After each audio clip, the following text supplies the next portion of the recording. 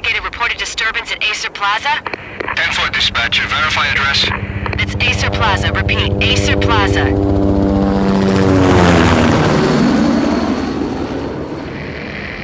Shots fired on the rooftop. An assault in progress at Acer Plaza. Repeat, an assault in progress.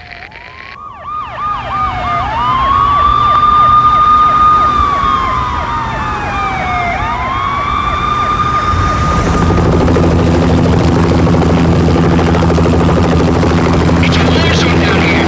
1085 dispatcher. Need additional units. Additional units now. Officer in danger. Officer in danger. 10-5, please repeat. 10-5, all units, emergency. Officer in danger, Acer Plaza. Repeat, Acer Plaza, all units. They were all dead. The final gunshot was an exclamation mark to everything that had led to this point. I released my finger from the trigger, and then it was over. To make any kind of sense of it, I need to go back 3 years. Back to the night the Payne started.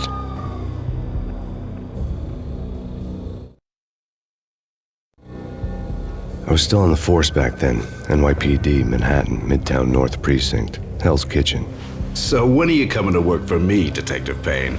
You'd make me work undercover in some hellhole. Sorry, Alex. Michelle and the baby come first. See? My last smoke. It's bad for the baby. That's you, Max. A regular Boy Scout. See, Alex. Still on for poker Thursday night, right? Like taking candy from a baby. Life was good. The sun setting on a sweet summer's day, the smell of freshly mowed lawns, the sounds of children playing, a house across the river on the Jersey side, a beautiful wife and a baby girl. The American dream come true. Honey, I'm home. But dreams have a nasty habit of going bad when you're not looking. The sun went down with practiced bravado. Twilight crawled across the sky, laden with foreboding.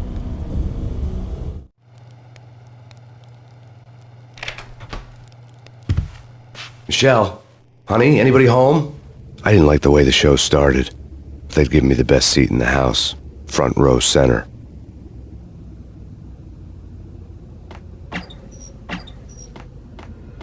What the hell? Something ugly had been tattooed on the wall, a map of things to come. It was a poison syringe, a magic tag full of diabolical meanings.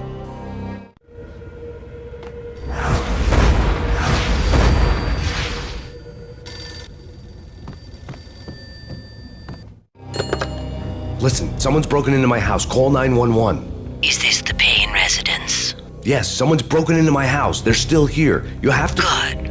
I'm afraid I cannot help you. Who is this? Hello?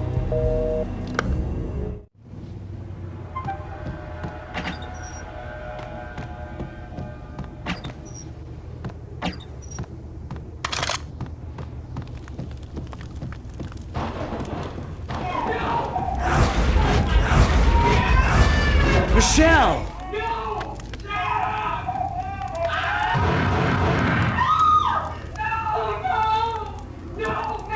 It's coming. Freeze! NYPD, drop it! Coming!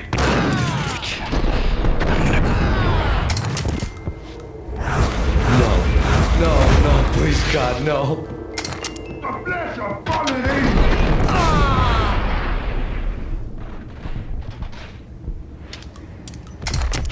No, God, no, please, Michelle. Oh, baby.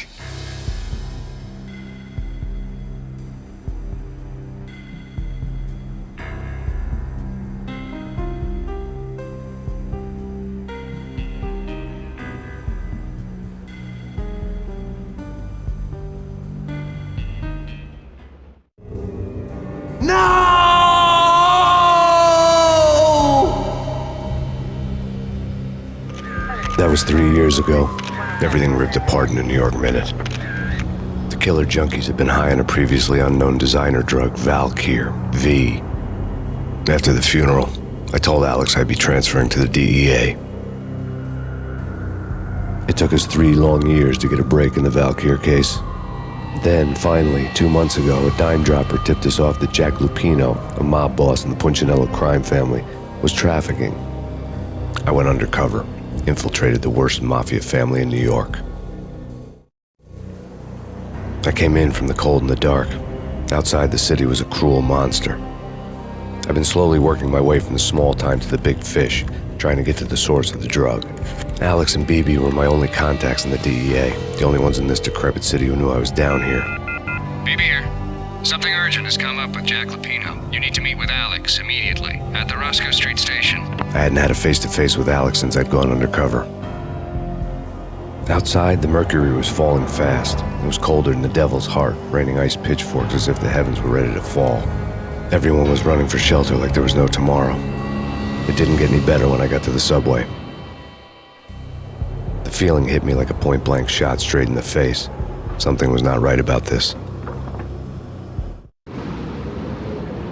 My Beretta stirred nervously under my coat, but the train doors had already shut behind me, and I was in for the ride. Next stop, Roscoe Street Station, and Alex.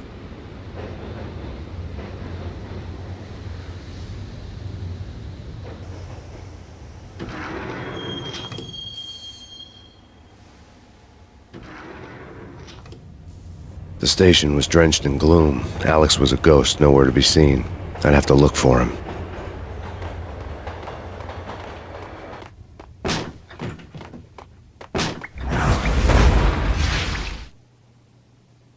Death was in the air at Roscoe Street. I'd have to find Alex fast.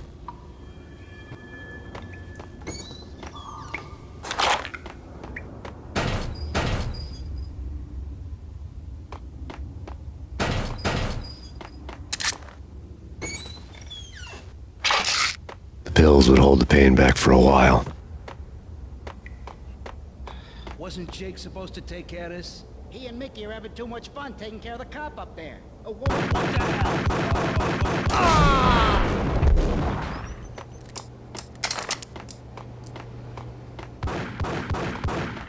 Yeah, he's dead. Yo,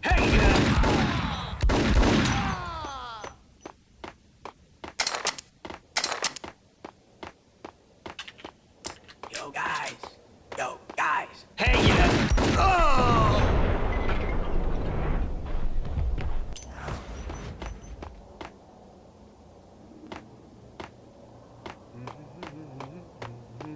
What the hell?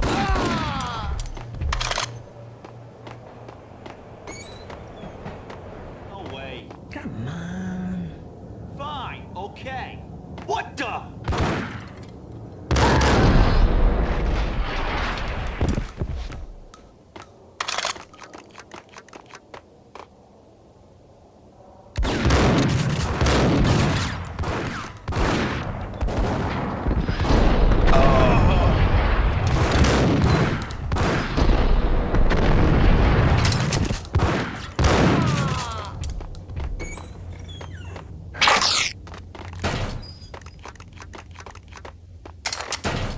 While looking for Alex, I had ended up in the middle of a big-time crime operation.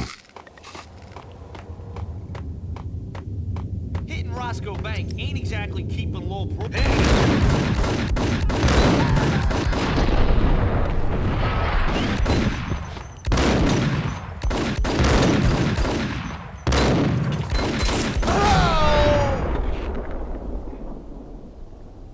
The gate was locked. I would have to find another way to get to the tunnel.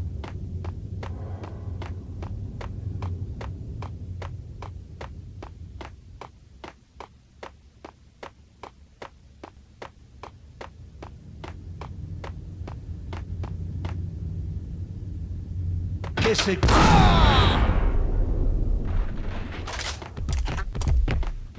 You saved me, man. What's going on here? A massacre. These armed thugs just appeared from nowhere. We need to get help. I can make the call from the control room one floor up. Can you take me there? Sure, sounds good. Follow me.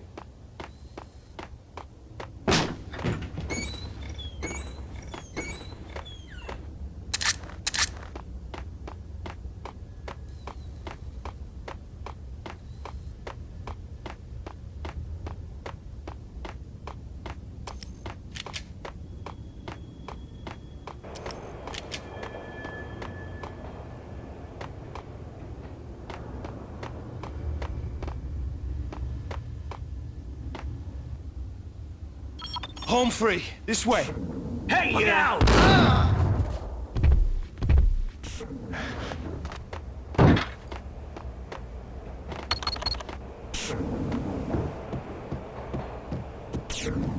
There!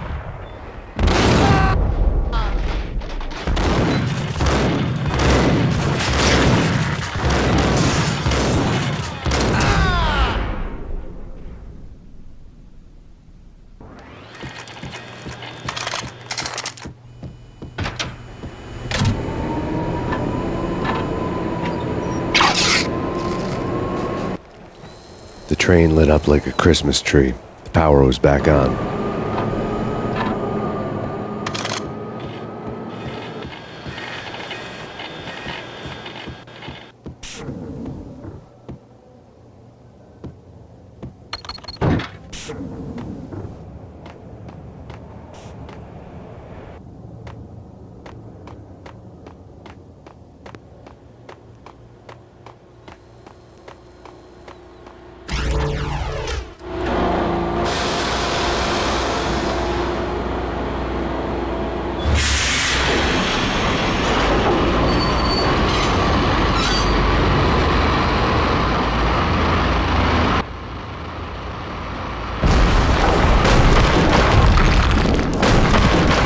So much for being subtle.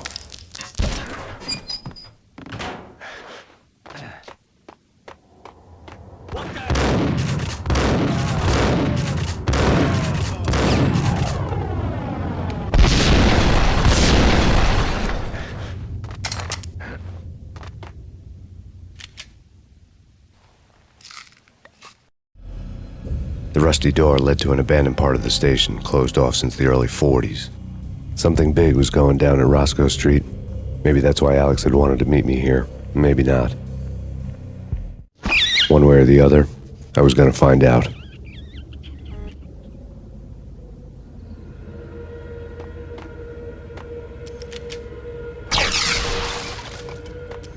No way.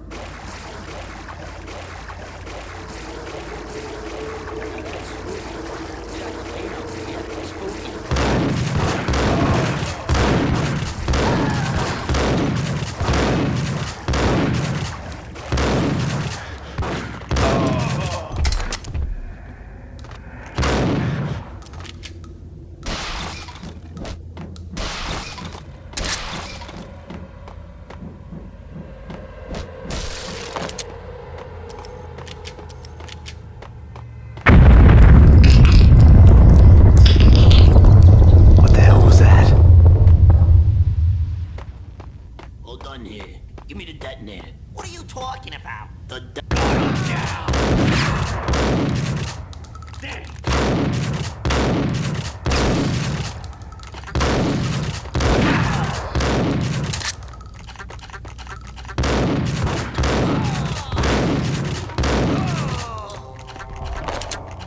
The door had been welded shut ages ago and the bomb was missing a detonator.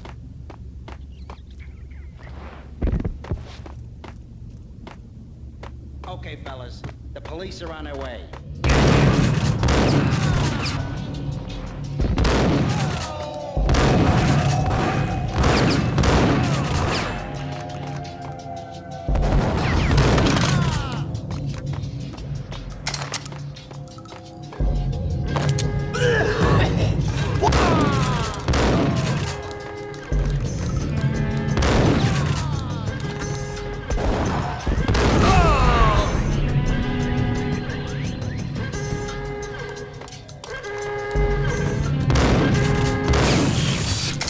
Thank you.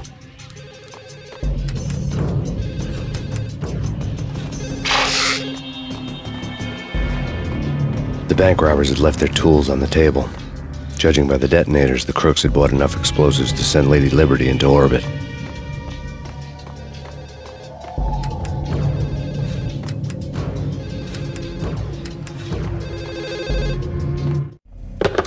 We come to you now live from the crime scene.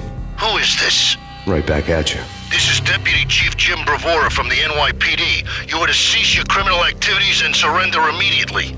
Sure thing, Jim. Me and the boys have been talking, and everyone's real sorry. They'll never do it again. Who the hell is this? Being placed at the scene of a bank robbery wouldn't have tipped the odds in my favor.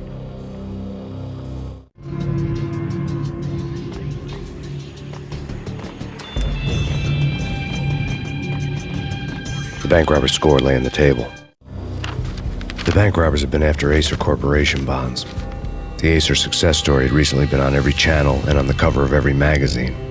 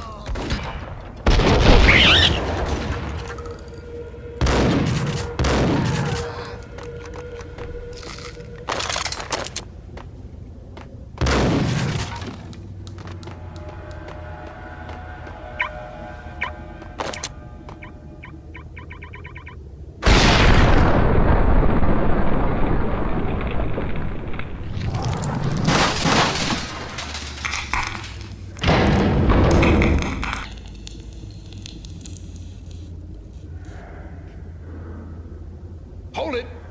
Max, Jesus, you almost gave me a heart attack! I nearly shot you! Alex, I'm glad to see you. What the hell's going on? There are more corpses here than at the city morgue! It's an armed robbery, a tunnel job straight to the Roscoe bank vault through the old station wall. Is this why? This is Lupino's gig? This is Lupino's doing? Lupino's men? Really? You sure know how to pick a place? Can you get through? No, it's locked. We gotta get out of here. If it's Lupino, it's... Alex? Alex! There was nothing I could do. He was dead. I could tell by the empty, accusing stare of his eyes.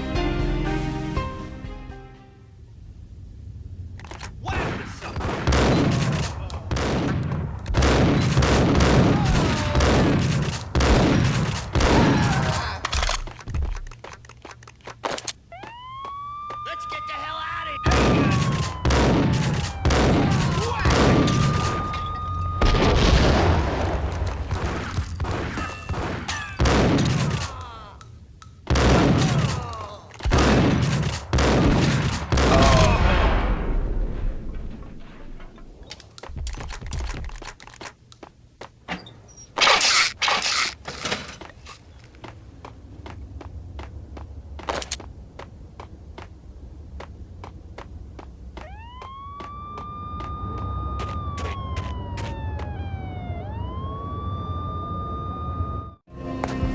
Alex had kept me relatively sane for the past 3 years. Now I didn't know how I felt. Somehow he had stumbled upon something big and ended up stepping on Jack Lupino's toes. Lupino ran his racket of sex, drugs, and contract killings from a sleazy hotel in a slum block of tenements. The NYPD was closing in. I could hear the sirens. Their wail was a crescendo. Lupino thought he could get us by taking Alex out and leaving me to take the fall for it. All he had gotten was my attention.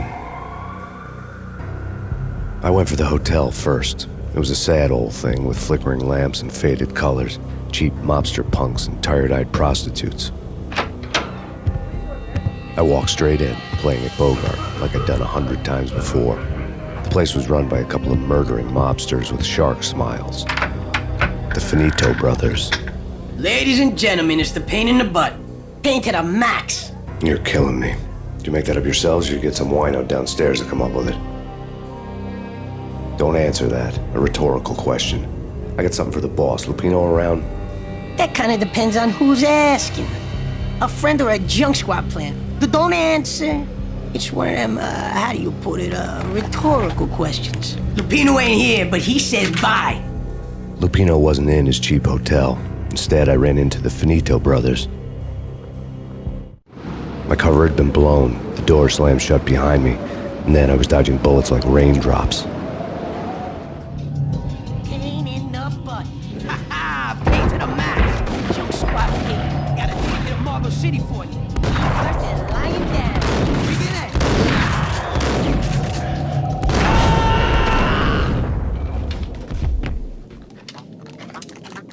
A letter on the desk caught my eye.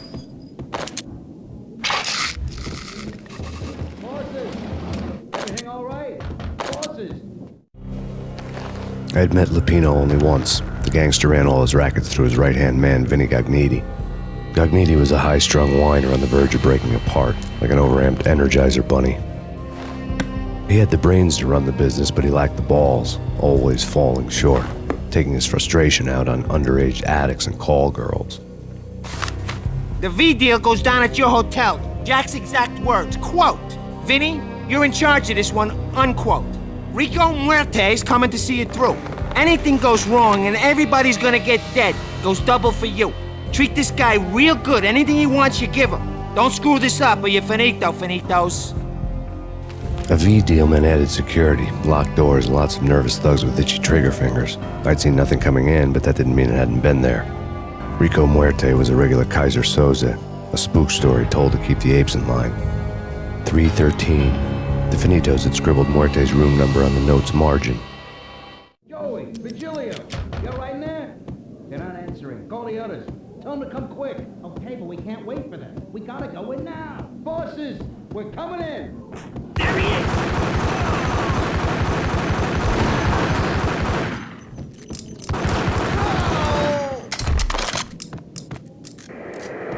The NYPD has been...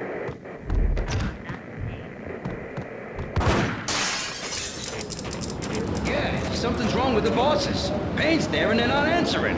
Let's go already. Payne's gonna pay in spades.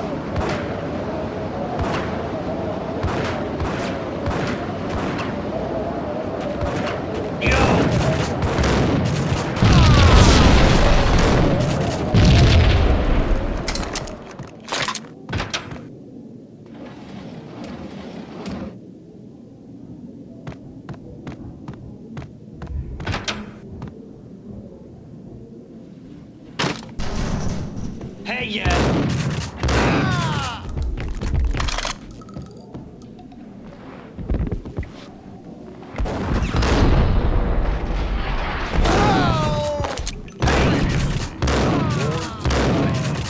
Lady Amelia, Marquis Valentine asks for an audience. Thank you, Lawrence. My lady. My lord. V-head junkies could go off without a warning. I had to be careful. Brought to you in part by Acer Corporation. there he is! Whack him! My lady. My lord. My lady, there is protection.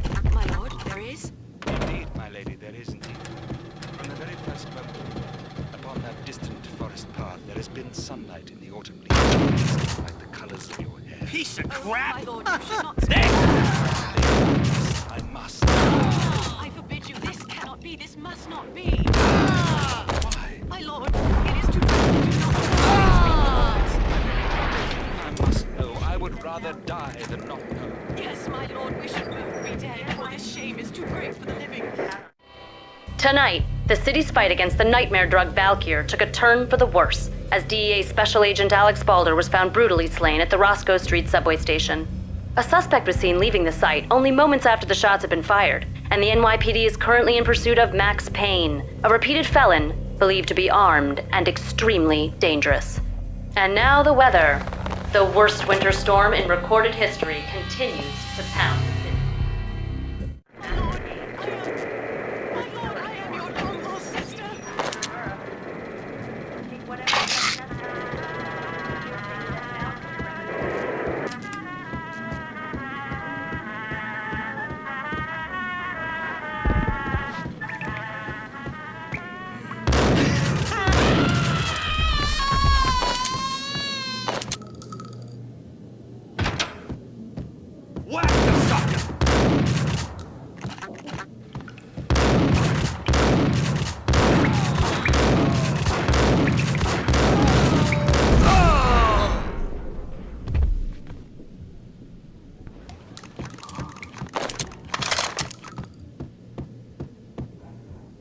I'd found Muerte's room.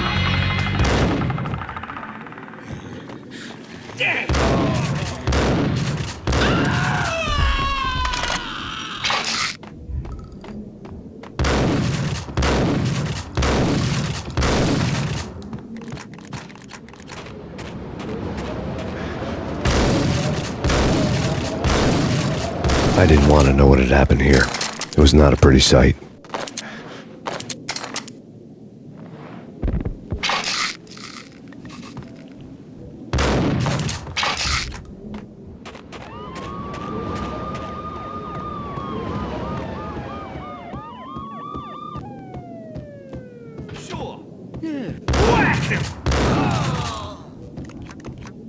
Muerte had received a letter. Our investigation had turned up nothing to link Angelo Punchinello, the head of the Punchinello family, to Valkyr. All tracks had ended with Jack Lupino. The letter in Muerte's room was signed by the Don himself. It was the first hint that the Kingpin knew what was brewing inside his syndicate. The trouble you got into after the Chicago screw-up. The Punchinello family bailed you out. You have been waiting for a chance to pay us back. One of our trusted boys has a monkey the size of King Kong on his back. And we need your special skills for backup on a major deal. Collecting evidence had gotten old a few hundred bullets back. I was already so far past the point of no return I couldn't even remember what it looked like when I had passed it.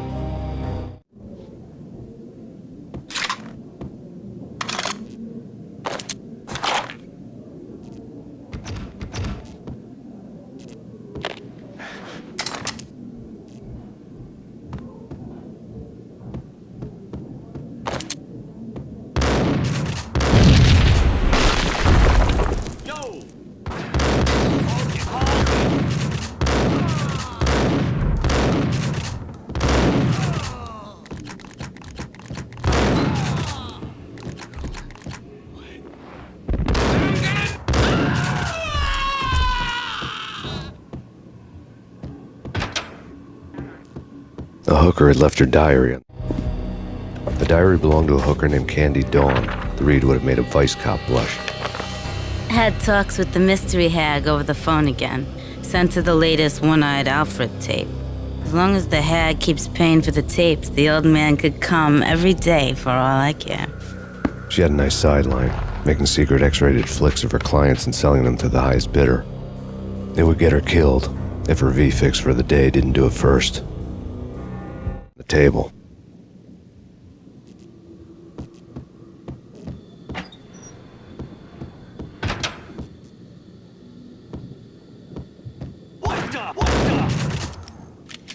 Tim, go get him.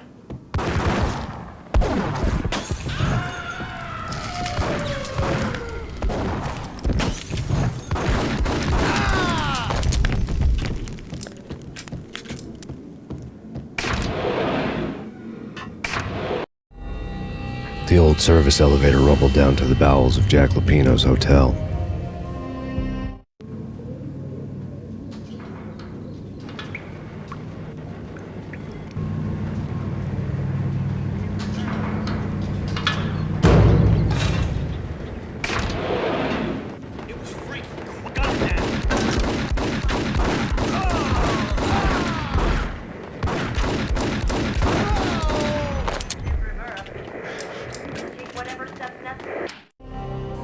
A winter storm warning is in effect in the whole tri-state area, as both freezing rain and heavy snowfall continue. Many roadways are already closed, and people are advised to stay indoors. The severe blizzard has ravaged New York for 3 days now, with no end in sight. We'd been snowed from the start in the Valkyr case. The forecast said there was plenty more where that had come from. But the snowbound city was on my side. Less chance of innocent bystanders getting caught in the crossfire.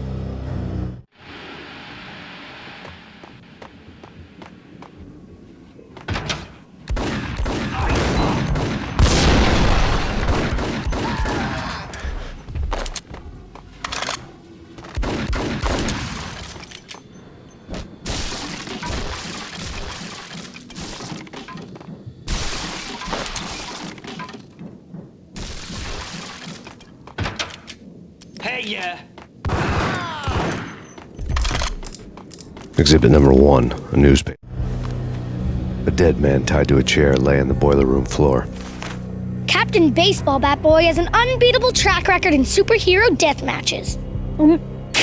But a six-pack of root beer gets me every time. The murder weapon was a baseball bat, now lying in a pool of drying blood next to a newspaper folded open on a Captain Baseball Bat Boy comic strip.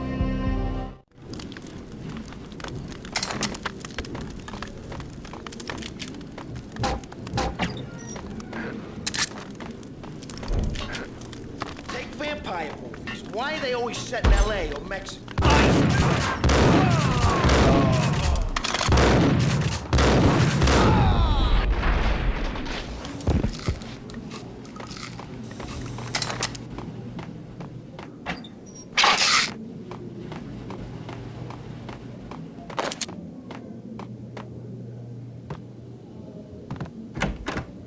Chill with the guns. Trust me, you don't want to piss Muerte off. Gentlemen, let's go on down.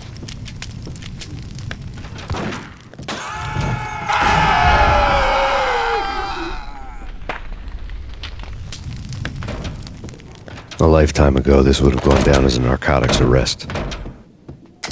It was dirty money. The transparent cylinders glowed green, full of Valkyrie. There was a key on the table.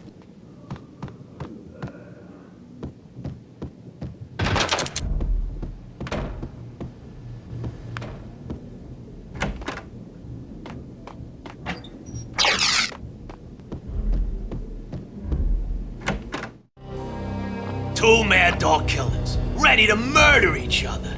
They step into the next room, and I'm thinking, now they're gonna do it.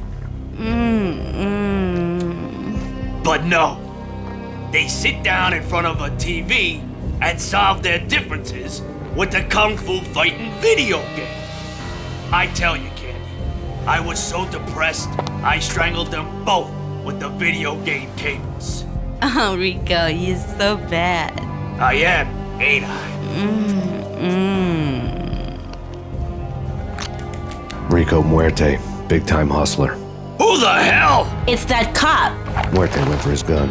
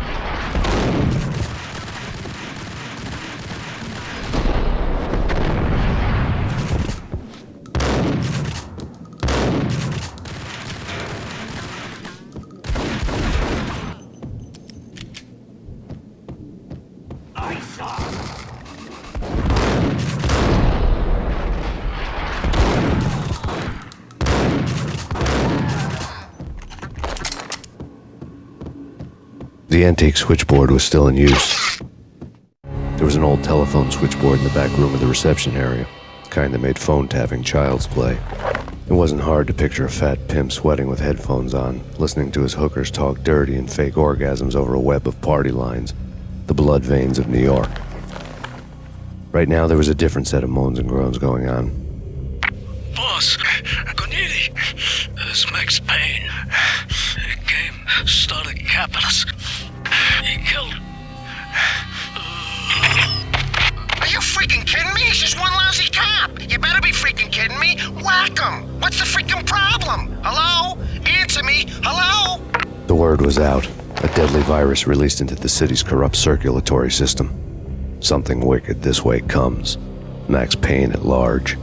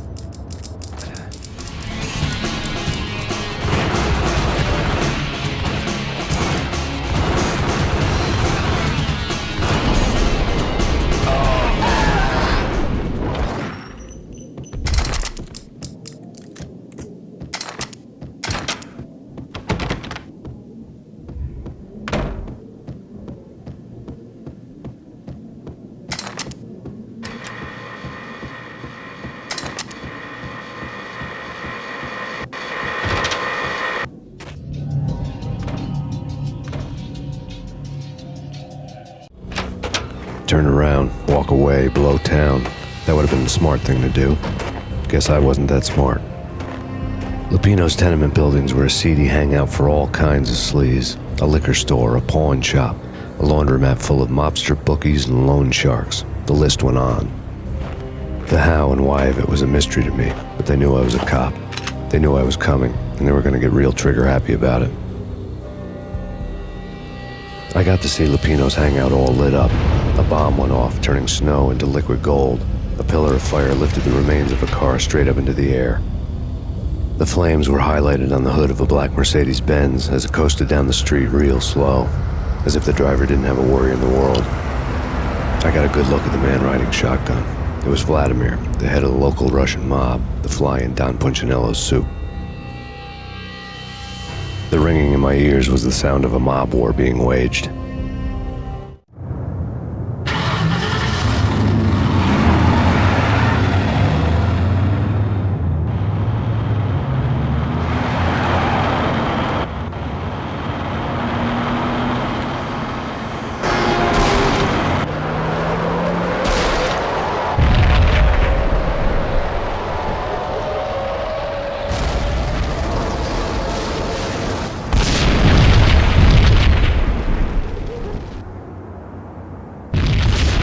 Another bomb exploded inside the closest slum building. It was a lucky break.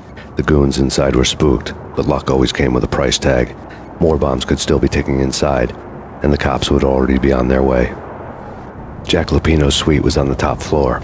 At least it used to be, before the explosive makeover.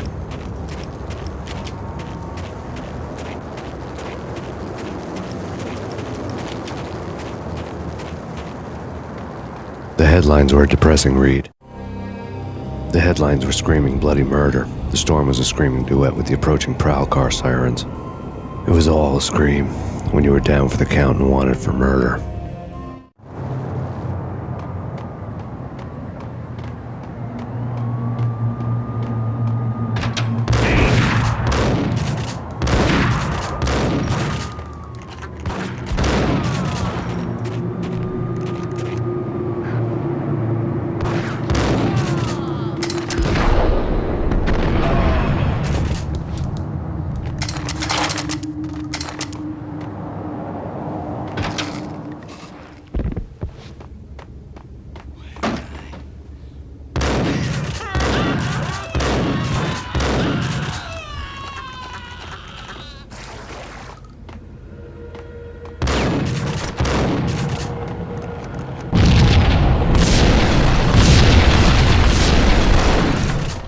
The whole building was rigged with explosives.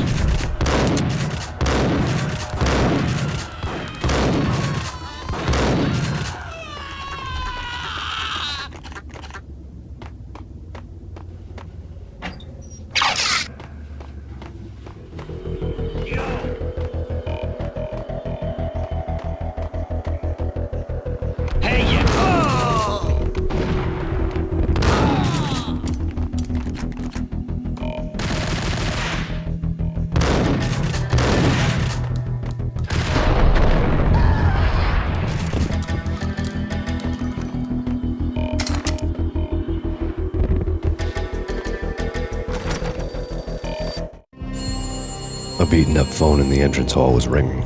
It could have been just a junkie in need of a fix, but it turned out to be something more sinister than that. Am I speaking to Mr. Payne? Who wants to know? My name is Alfred Woden. You must hurry. The police are on their way. Tell me something I don't know. They know you're there. How? And what's it to you? I will contact you again. The cops arrived, sirens singing in the off-key harmony of a manic-depressive choir.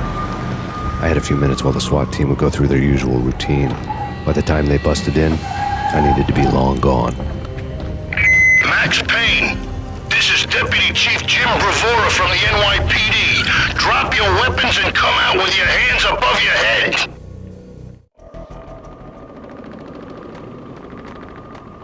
What was that? It's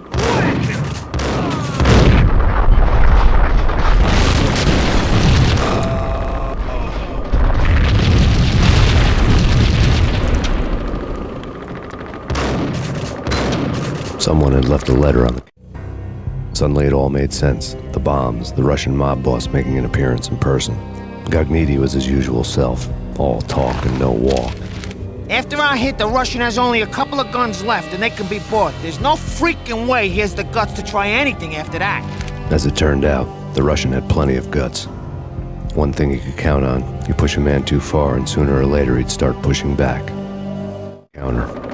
There was a key on the shelf.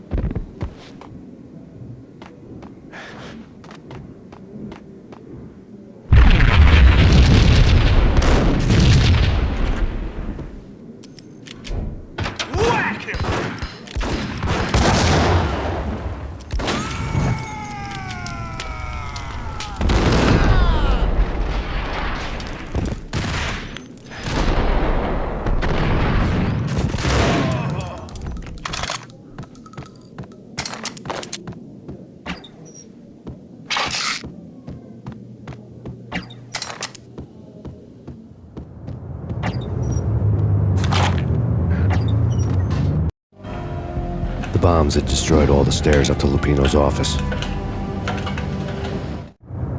The alternate route led there by way of adjoining rooftops.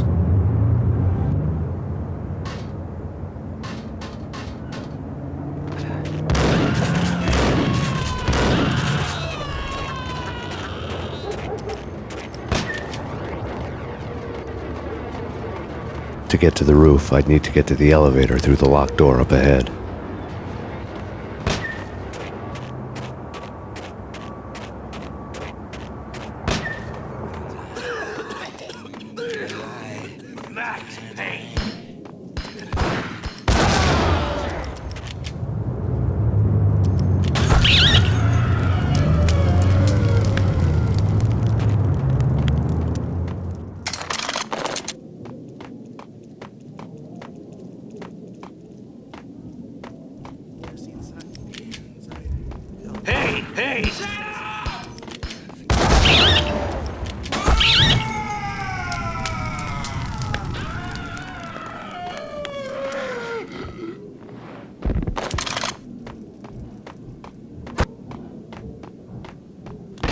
No, don't shoot. I ain't... You know the clowns at the laundry? Me? No. You're no good to me then. What? No, the laundry, yeah. I know him, yeah. Get me in there. Okay.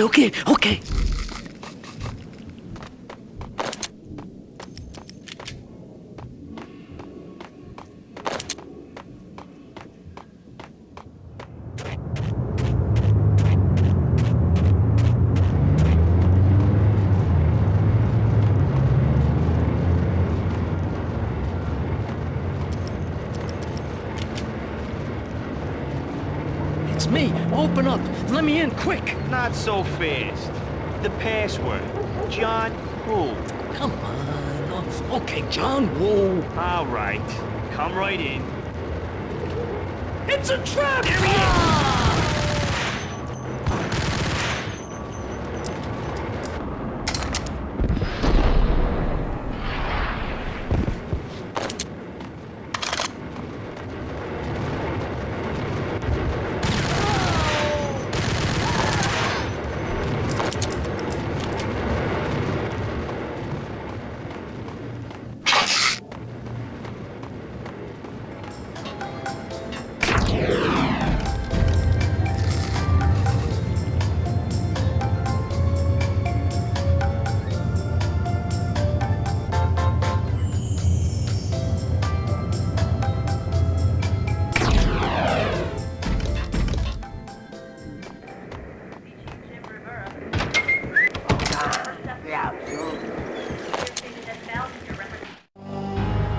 York City is in crisis tonight, with reports of Valkyr-related gang war in the streets of the Bronx.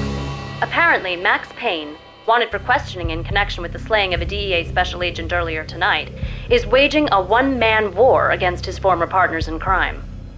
Among the listed casualties so far are notorious mafia members Joey and Virgilio Finito, as well as Rico Muerte, himself a fugitive from the law, and a suspect for several murders in the Chicago area. The NYPD has been placed on full alert. A citywide APB has been put out on Max Payne. Deputy Chief Jim Bravura has promised to take whatever steps necessary to bring him to justice. What those steps may be remains to be seen. For NYCNN TV News, this is Kira Silver.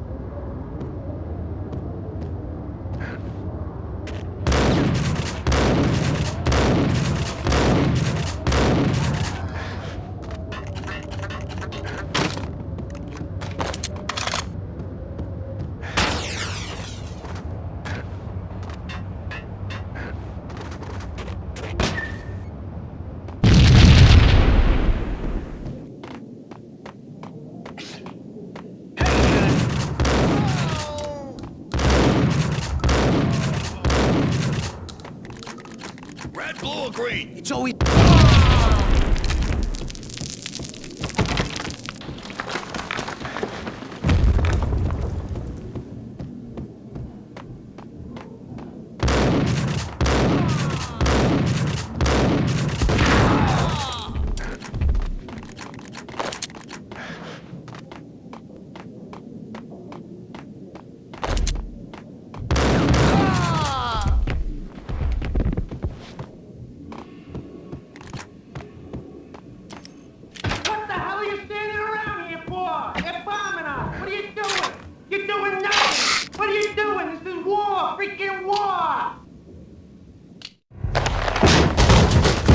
Vinny Gognitti, just the man I've been killing to see. Payne? Freaking fed! I knew from day one there was something screwy about you. What do you think you're doing? You're a freaking cop. You ain't got squad on us. You can't just come in here waving your piece like it meant something. Yeah! Oh my God! Oh God, you shot me! Ah! You're dead, Payne! What the hell are you waiting for, you apes? Kill him! Kill him! With pleasure, boss. Gognitti bailed. I made like Chow Yun Fat.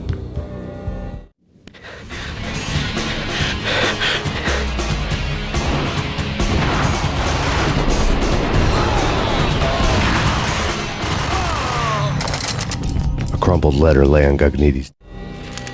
The letter was addressed to Don Punchinello, but Vinny had never had the nerve to finish it.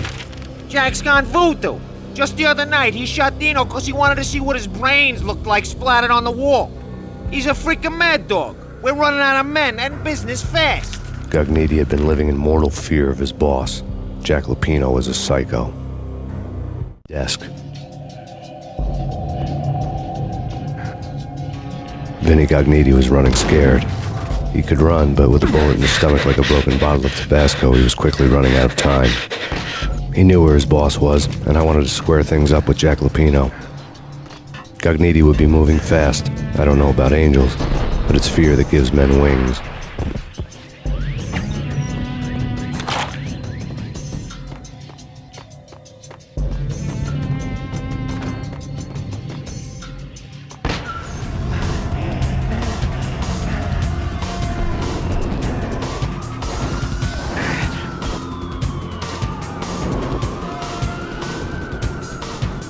Gognitti hitched a ride. To catch him, I'd have to follow his lead.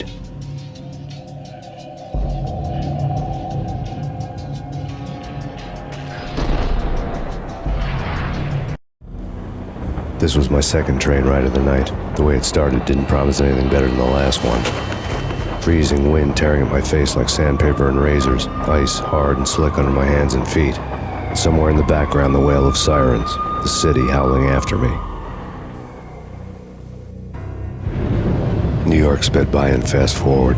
Dark rooftop water towers and a dead forest of antennas and chimneys, all a blur. When the train he was riding slowed down, Cogniti made his move.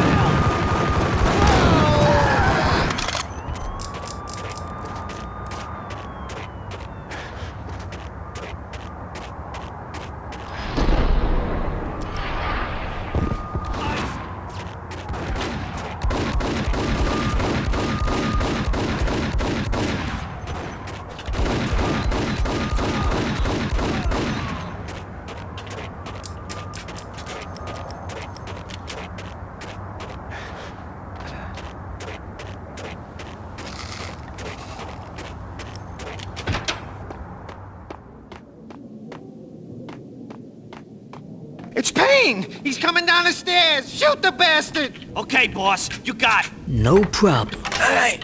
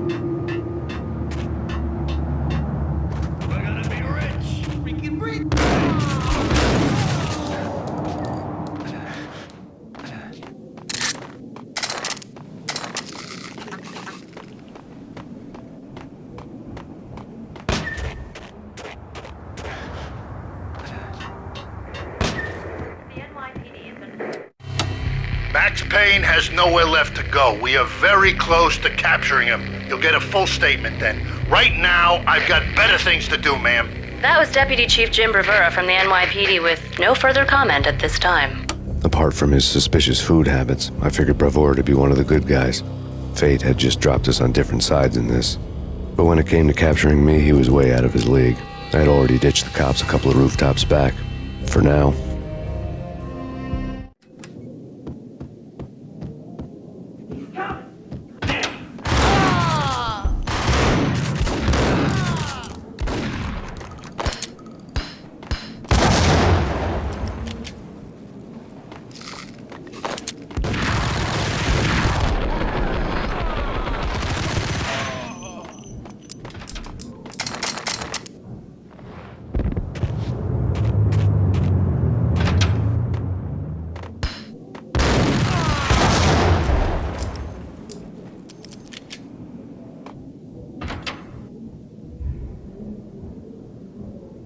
me, goddammit! Payne! I'll kill you, you lousy freaking...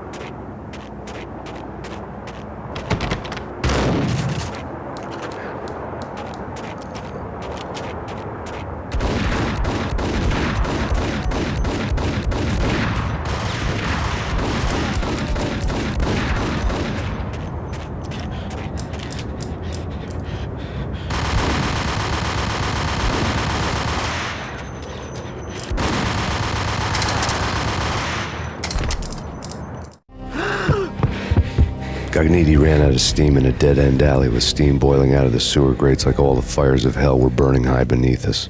It was shakedown time.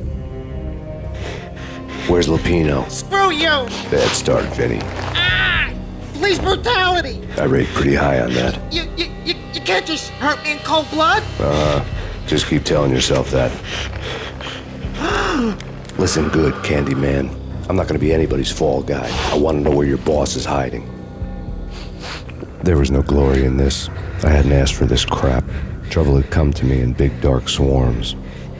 The good and the just were like gold dust in the city. I had no illusions. I was not one of them. I was no hero. Just me and the gun and the crook. My options had decreased to a singular course. I'll tell you, just don't hurt me no more. Lupino's at Ragna, the nightclub. Book me, take me in, hold me to the freaking jail, just don't hurt me. Your rights will be read at your funeral. Ragnarok was Lupino's private nightclub, a den of drugs built into an old theater. I knew what waited inside.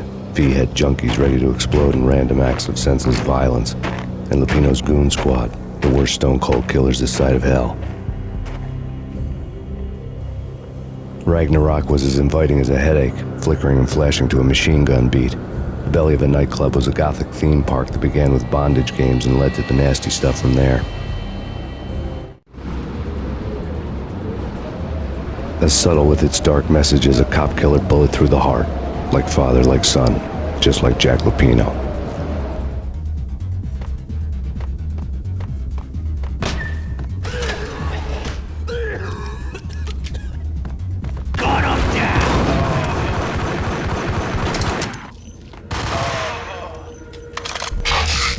The book had never been a bestseller.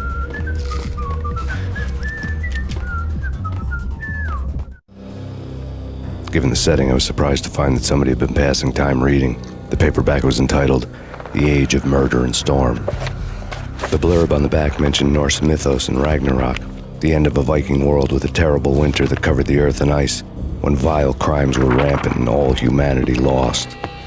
I could see how somebody impressionable might get it into their head that we were at the end of time. I was also beginning to see what the nightclub and its owner were all about.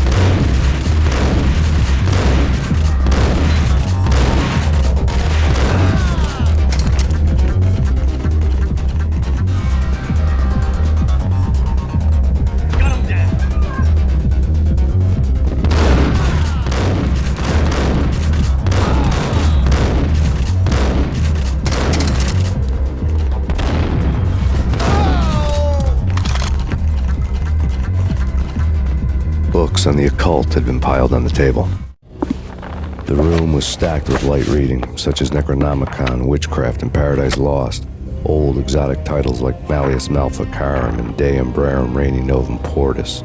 Books with pentagrams on their covers, all dealing with the occult and the infernal, lying between stacks of horror videos and a couple of Ouija boards.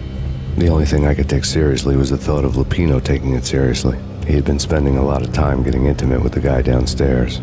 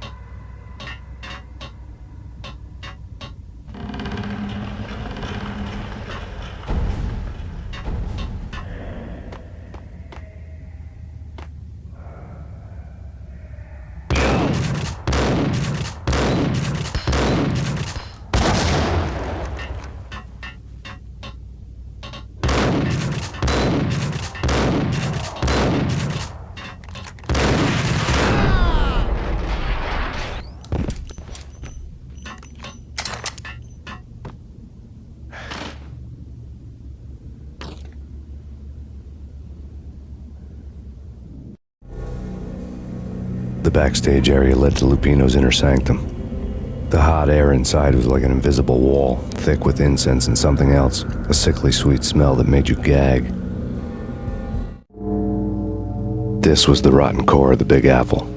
Lupino lurked somewhere ahead, like a spider at the center of his web, waiting. The vapors in the air started to make my head swim. Torn pieces of a letter lay. Punchinello had threatened Lupino in writing. The note had been torn to pieces, bloody fingerprints all over them. Don't want you to think that one of my boys is not playing with a full deck. Shape up, Jack. We are running a business here. I'd hate to send the trio to strong-arm you. The trio were the Don's notorious henchmen. It was obvious that Lupino hadn't been intimidated by the threat. Scattered on the sofa. Lupino's notes covered. Jack Lupino was crazy, all right. The table was scattered with notes of demented arcane nonsense written in rusty blood. A mishmash list of demons, devils, and dark gods evoked.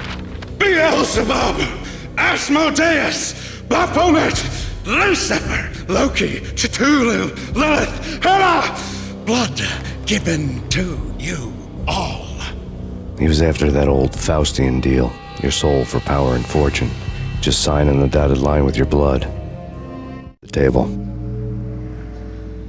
Lupino's notebook. Jack Lupino was crazy, all right. Mythic wolves, let loose to devour the sun and the moon. Lupino is the wolf. I'm Mr. Beast, the big bad Fenris wolf.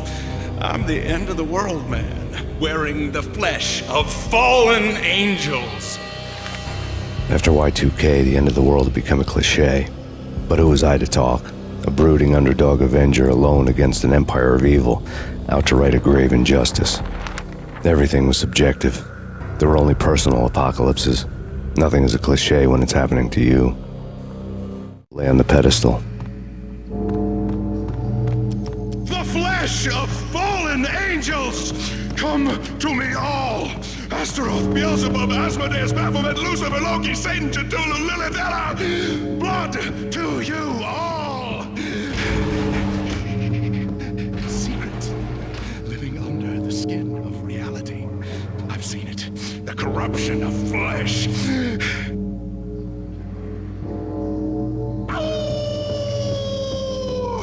I'm the wolf! I am the wolf!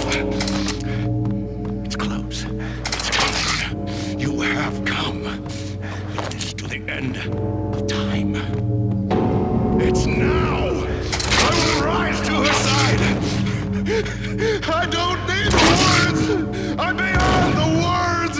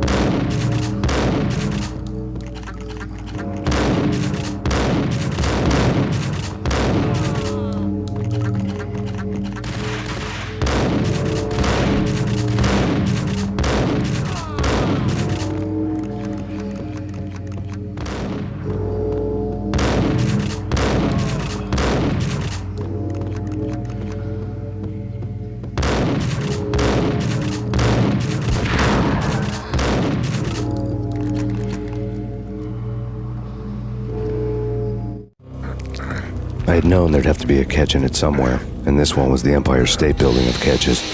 Lupino was pumped up and dying to go 15 rounds with a mutant alligator. And then he started this spooky monkey talk, straight from a bad dream. Mine. I have tasted the flesh of fallen angels. I've tasted the devil's green blood. It runs in my veins. I've seen beyond a world of skin, the architecture of blood and bow and arrow. Death is coming! She is coming, and hell follows with her. This is the twilight winter. I am ready to be her son. Her time is now, and all who stand in her way must die!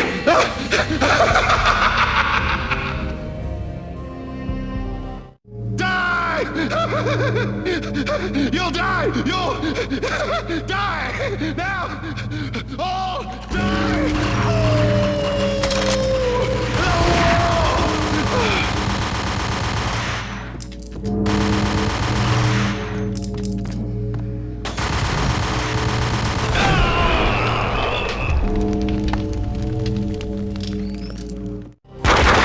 When Lupino finally went down, I wanted to make real sure he'd stay that way.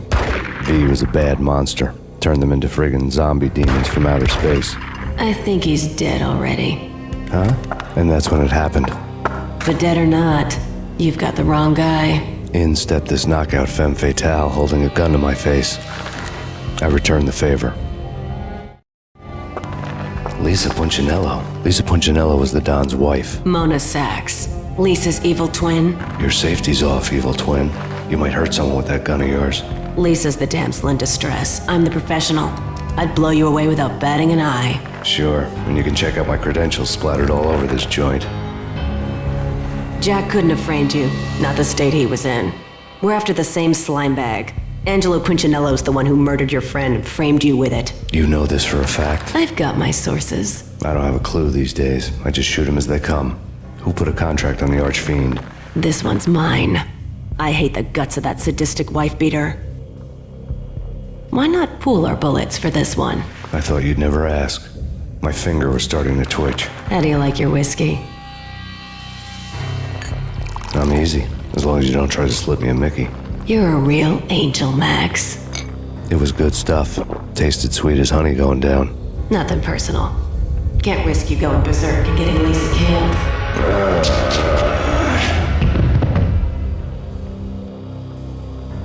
The nightmare was always the same. Violent shapes moving in darkness, old and ugly. The killer's mad laughter was a riddle filled with wicked innuendo.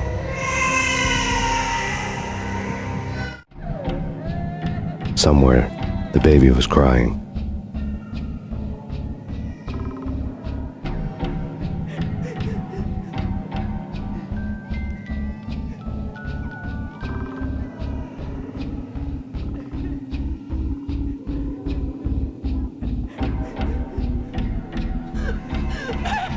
No, please, Max. Why? I didn't mean to. I'm sorry.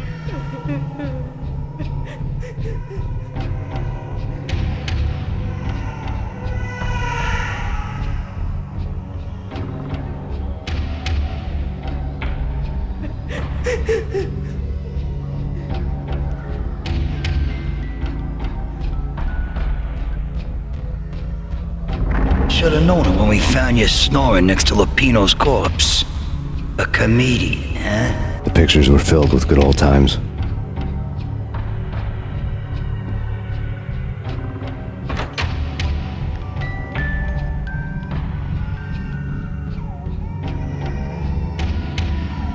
I really love to watch cartoons.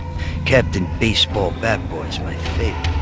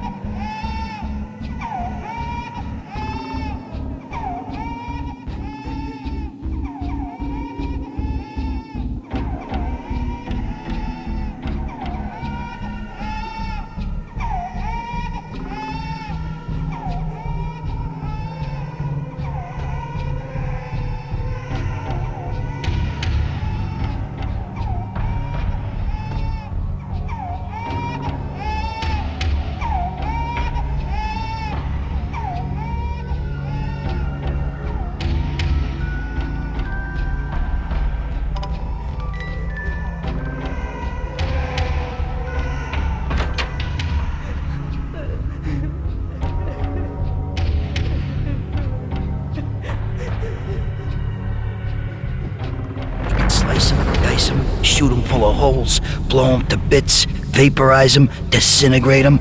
No matter what you do, they'll still be back, good as new. Michelle's diary lay on the table. Max, no, please, Max. Why? I didn't mean to. I'm sorry.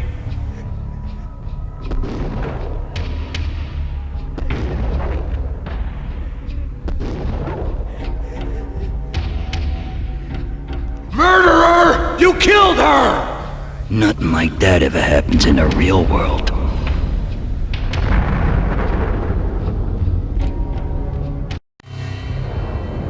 I woke up in a bad dream. My head felt 2 sizes too small for my brain. Max Payne. I envy your name. And the killer was smiling. Pleased to meet you. I'm Frankie the Bat Niagara. Niagara, as in you cry a lot? He had a baseball bat and I was tied to a chair. Pissing him off was the smart thing to do.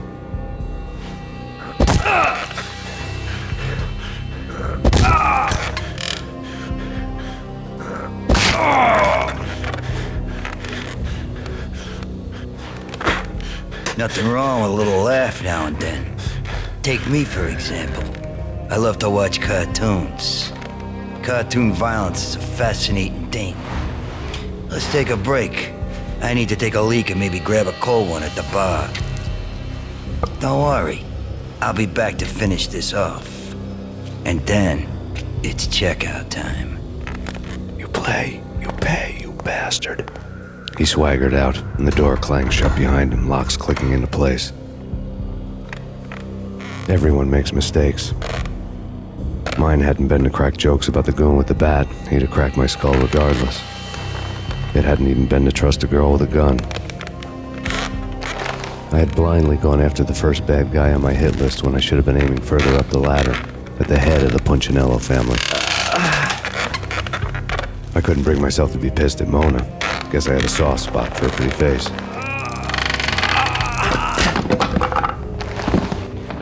But when somebody decides to play baseball with your head, you tend to get sore. They had dragged me back to the basement of Lupino's hotel. I was beaten, bruised, and blue. I felt like the chair I had broken to get free.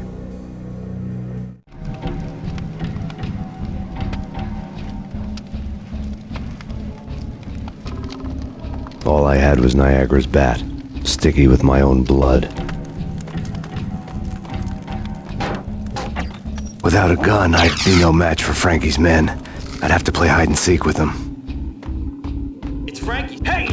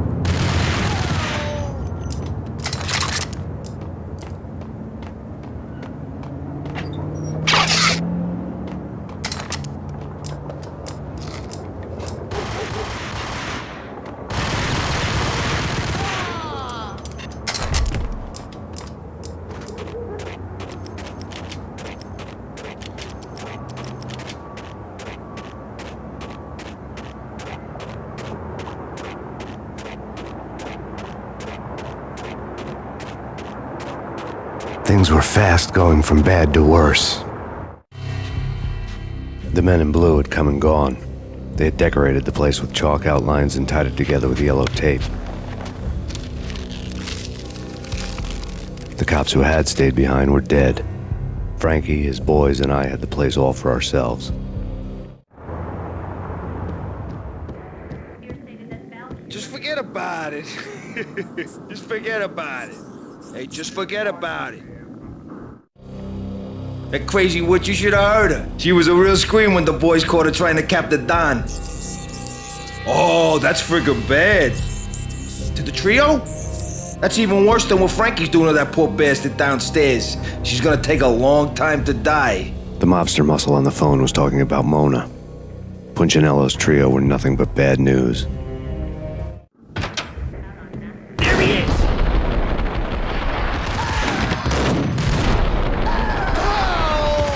More evidence that Punchinello didn't like me much. The fact remains that all the victims so far identified in the Ragnarok shooting have been known criminals, many of whom had large doses of V in their blood. Reliable sources say that Max Payne was also among those killed, although no body has been recovered at this time. Reliable sources. That meant somebody thought the Mafia had me, didn't want the cops snooping around anymore. The body would be delivered to them barely recognizable. Case closed. Don Punchinello had the power to be that reliable source, which was no news. But his news was old news. Framing me hadn't been enough. Don Punchinello had put a hit on me. He wanted me dead, and it had been important enough for him to give written instructions to Frankie about it. Max Payne should die like a dog for the trouble he's caused. Frankie, I know I can trust you to give this matter the dedication it needs.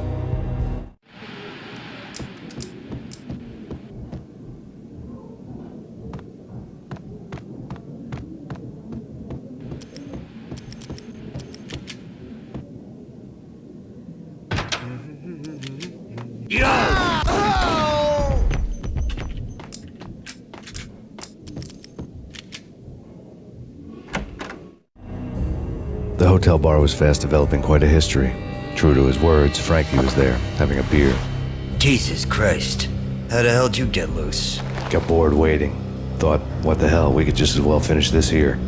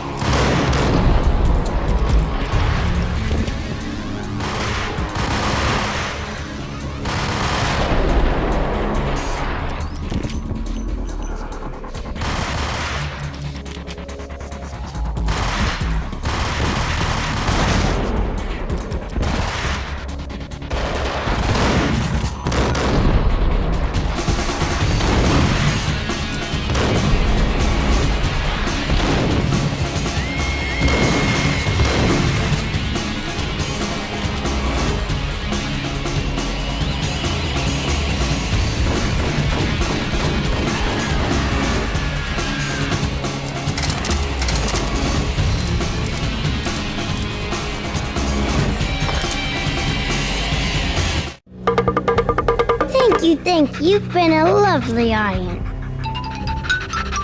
Had enough? I don't play with girls anyway. Unfair! I spotted the tail as soon as I left the hotel. A big black Mercedes.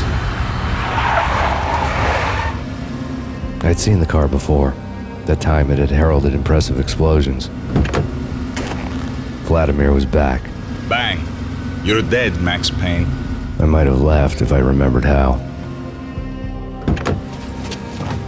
What's this supposed to be? Cops and robbers?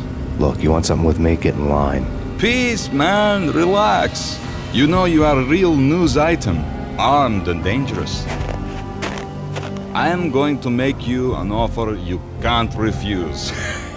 I've always wanted to say that. It's a bum rap. I've been framed. That's a moot point. Whatever you did or did not do, I'm sure you had good reason for doing it. Want to hear me out? I'm listening. Punchinello messing with V is bad for business all around. But that's not all. There is this guy, Boris Time, used to pull jobs for me. He's the captain of the cargo ship Charon. Now the bastard turncoat has gone over to the other side, Punchinello's. The ship's loaded with high-res hardware, guns, my business. If Punchinello gets hold of that cargo, he's won and I have lost. And you'll have your work cut out for you. If you want to get to Punchinello, you'll need heavy-duty persuaders. I am just the man to get them for you. Change the ship back under my flag, maybe pop 2 in the traitor Dime's head while you're at it. You'll get enough guns to start the apocalypse. You in or out? Let's get this show on the road. Vladimir was one of those old-time bad guys with honor and morals, which made him almost one of the good guys. None of us was a saint. The Brooklyn riverfront was a maze of rusty containers, sharp-boned cranes looming up from the snowstorm. On a night like this, you couldn't help but think of the dark army of dead men sleeping with the fishes, cement shoes in line. No Minotaur lurked in this labyrinth, but somewhere out there, on the clanking deck of his cargo freighter, the skipper of the Chiron was waiting, like the ferryman in the river Styx.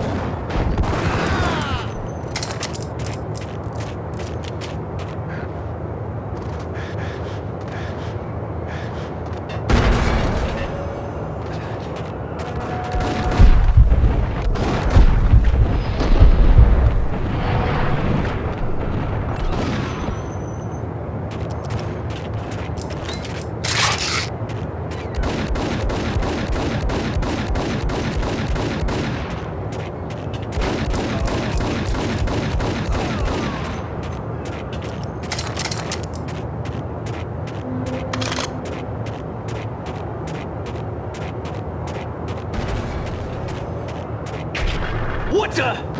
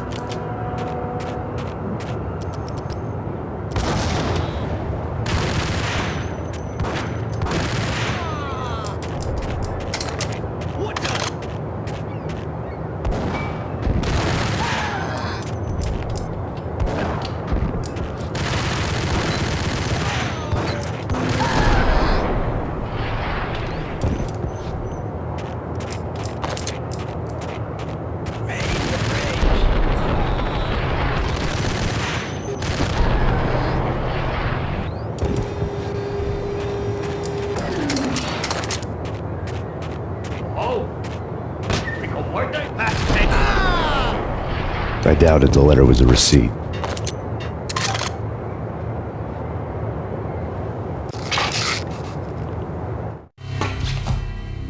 Rico Muerte had come to town to do more than just sort out family troubles. Exhibits number 1, 2, and 3. A briefcase of money, a sniper rifle, and an envelope with one word neatly printed on a folded piece of expensive paper. Mayor. It didn't sound like a mafia contract at all. It was too cold and too to the point.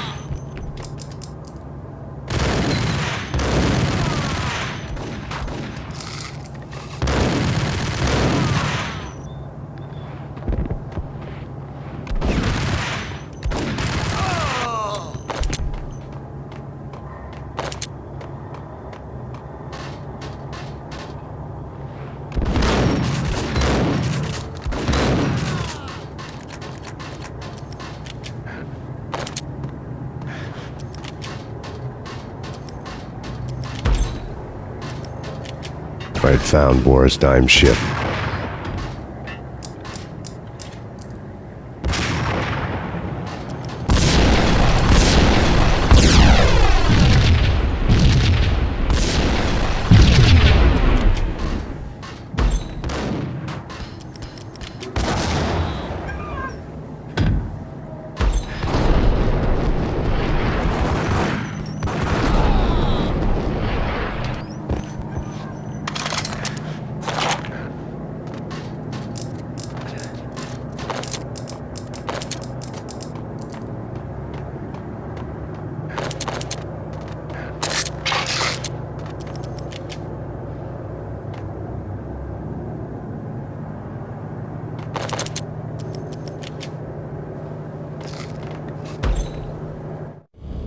Rust had crept over the sides of the cargo steamer a long time ago.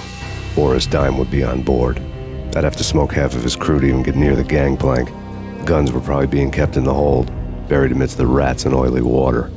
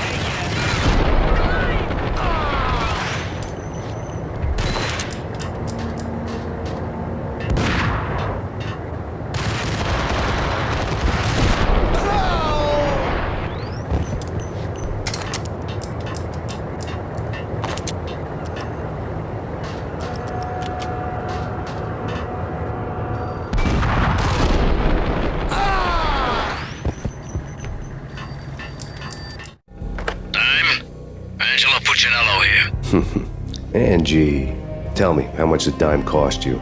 I bet it was more than his name. Max Payne. Right the first time. You're dead, punk. You sure you're not confusing me with Boris here? But you are right, of course. Pretty soon we should get together and have a talk. You son of a... Pissing Punchinello off was a dangerous game, but when people get mad, they make mistakes. I should know. That's where I wanted Punchinello, mad enough to trip over his own feet, preferably into a grave.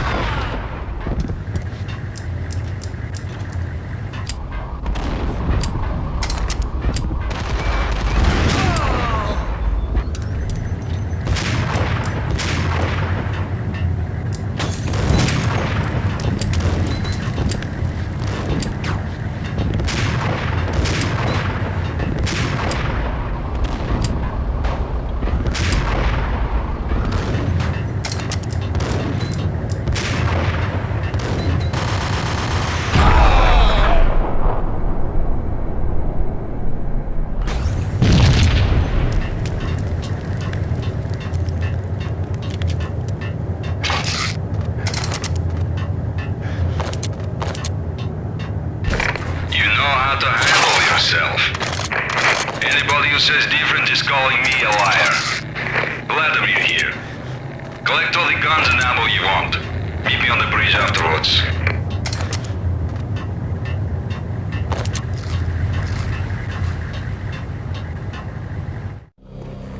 Did you get everything you need? Check. I owe you. Anything you need. This is my solo. When I'm through, Punchinello won't be anybody's problem anymore. Clear as vodka. But anytime you get between a rock and a hard place, just whistle. This could be the beginning of a beautiful friendship. You really get a bang out of this big-time gangster act, don't you? Even with all this firepower, I figured I couldn't get to Punchinello at his manor. I could only hope that he wouldn't pass a chance to hear me beg to see he's won. This is Max Payne. I want to cut a deal. Payne, you're a dead man. That's what everybody keeps telling me. I got your ship and her cargo. I want to meet. No pain, no gain. Capiche? You know my restaurant? Yeah, I know it. 1 hour. Punchinello's restaurant had seen better days. Snow was falling like ashes from post-apocalyptic skies, but that was outside. Things would soon get hot in the Don's restaurant. I knew it was a long shot, Angelo Punchinello actually showing up, but there was no crime in hoping.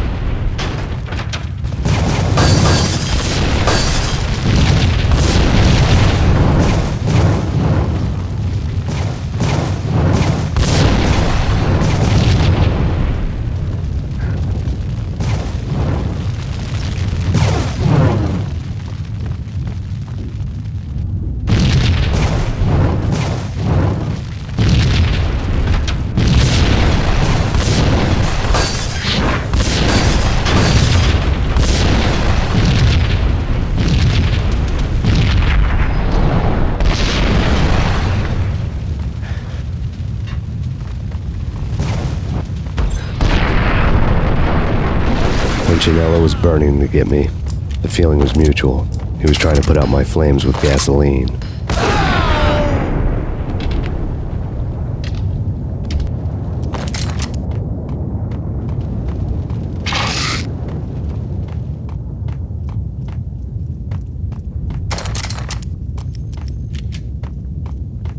The mobsters have been guarding a real treasure. The way out of this disco inferno.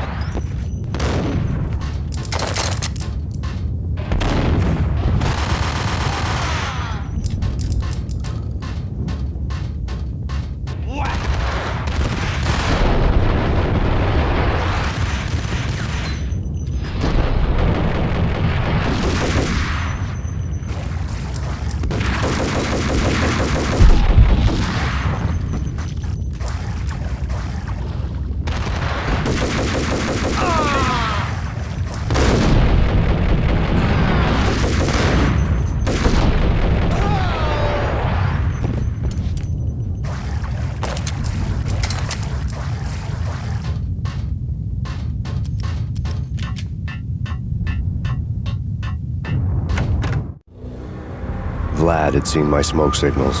The Mercedes was revving to go, almost drowning out the banshee wail of the sirens. You coming? We'll drop you off at the Punchinello Manor. Sounds good to me. When this is over, look me up. I could use a professional like you. I'll keep that in mind. The night groaned with cold. The garden lights flickered nervously.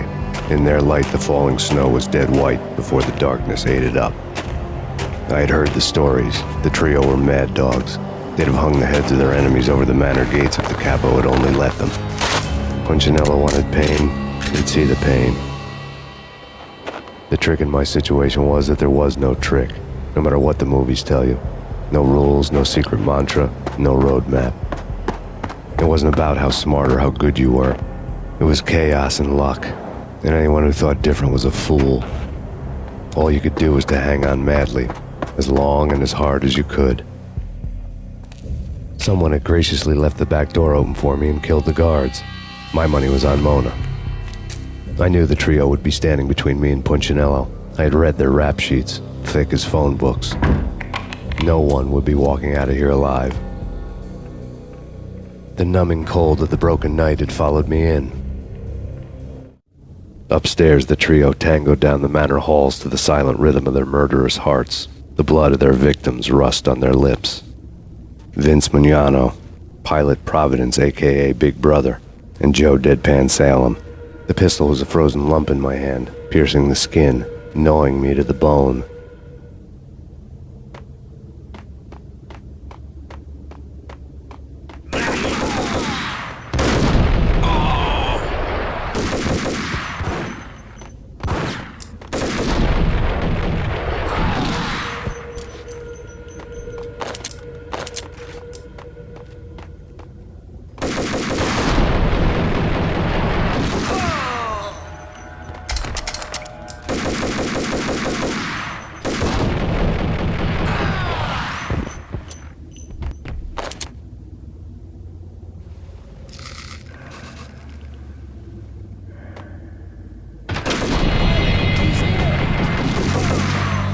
It didn't take me long to run into the trio.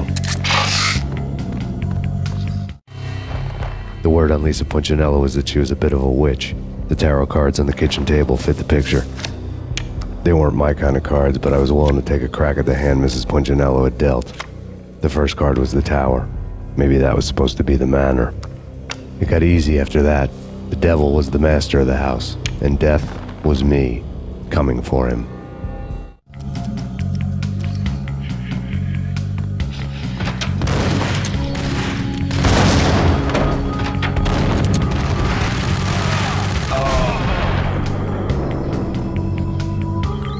One down, 2 to go. What the hell?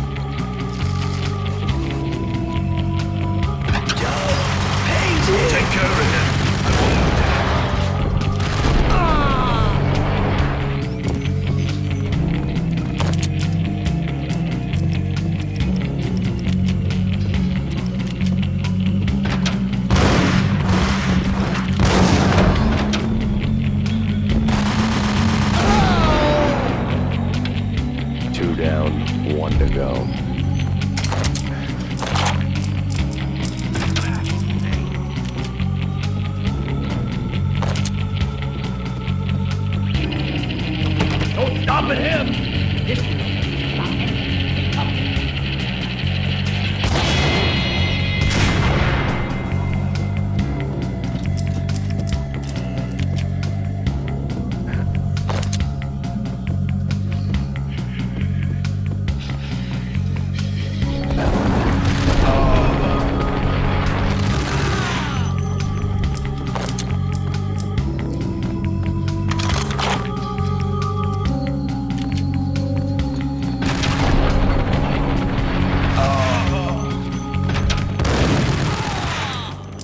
It was too late for her. You're a real angel, Max. I couldn't tell whether it was Mona or her sister. The body was a mess. The sick bastard had really gotten a kick out of it.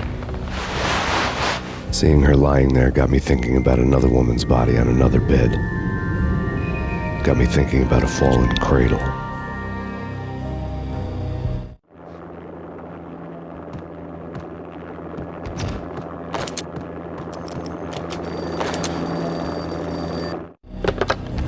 Max Payne. Talk to me. Alfred Woden. You've got company. An armed helicopter just landed on the manor grounds. You must hurry. The more the merrier.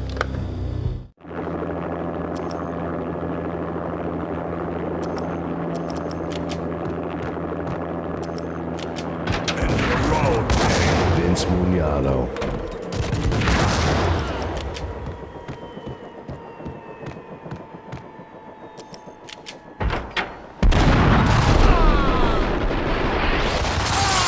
Punchinello's trio was done for.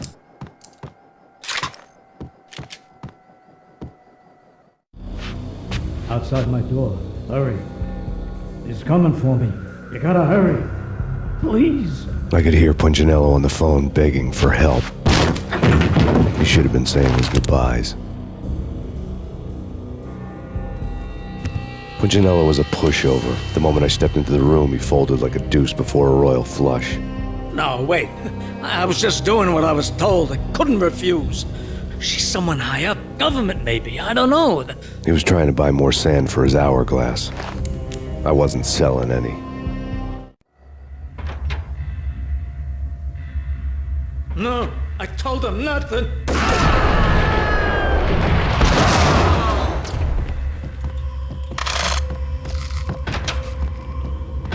Drop it. Don't move. Game over, Max Payne. I could tell when I was outgunned. It was time to take another beating. The mystery witch was a real barracuda. Trouble on dagger heels, a smoking assault rifle in her hand, and an army of killer suits behind her. How sweet. I get to kill two birds with one stone. Sooner or later, it was going to catch up with you. Mr. Payne, it's time to show you the benefits of my brew. Be a good boy now. You'd find that Lady Luck was really a hooker. And you were fresh out of cash.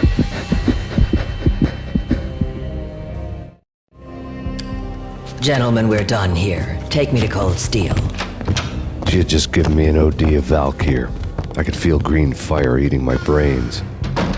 They turned to steam. They did a fade on me. I'd never had a chance. The witch had got me just as sure as if she put a gun to my head and pulled the trigger.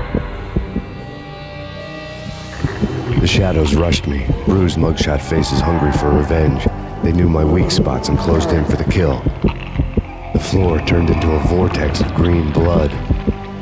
I fell. The flesh of fallen angels.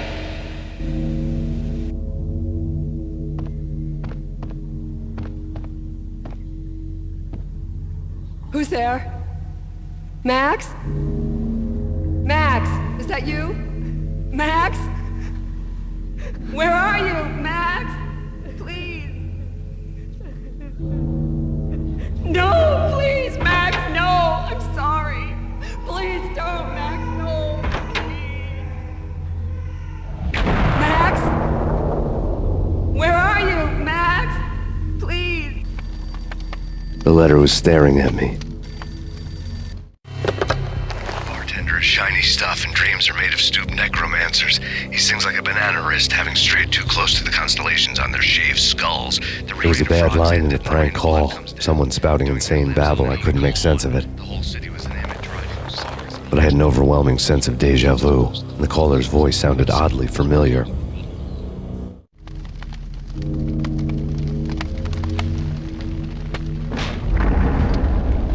The weird piece of paper looked dangerous. There was something disturbingly familiar about the letter before me. The handwriting was all pretty curves. You're in a computer game, Max. The truth was a burning green crack through my brain, weapon statistics hanging in the air, glimpsed out of the corner of my eye, endless repetition of the act of shooting, time slowing down to show off my moves, the paranoid feel of someone controlling my every step. I was in a computer game. Funny as hell, it was the most horrible thing I could think of.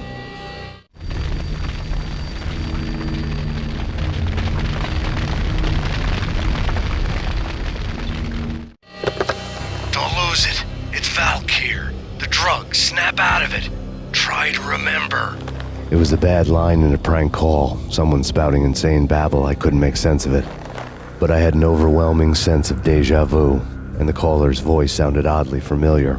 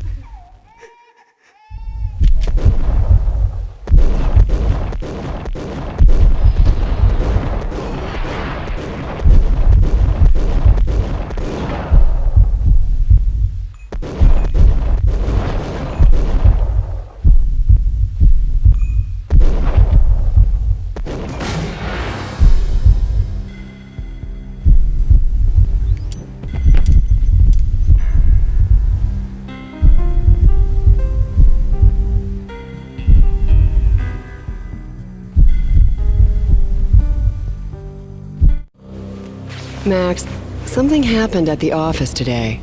A strange memo. Something about Vikings.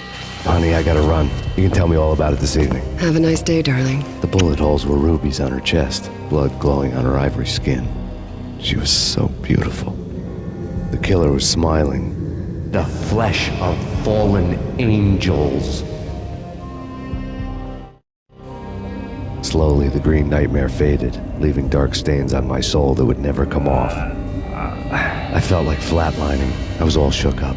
I woke up in a cold sweat, sick and tired to the bone, lying in a puddle of my own puke. The hag had said take me to Cold Steel before it had all gone crazy.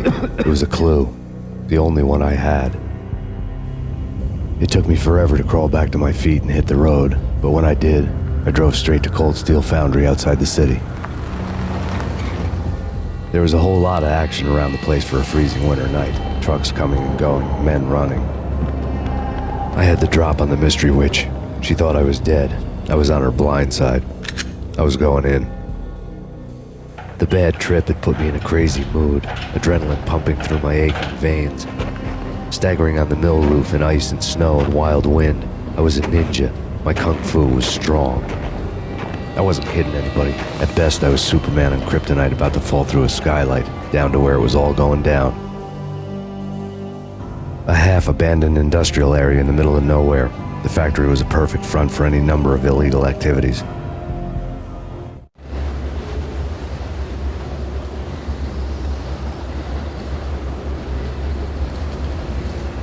In the belly of the plant, molten metal boiled and bubbled like a witch's brew.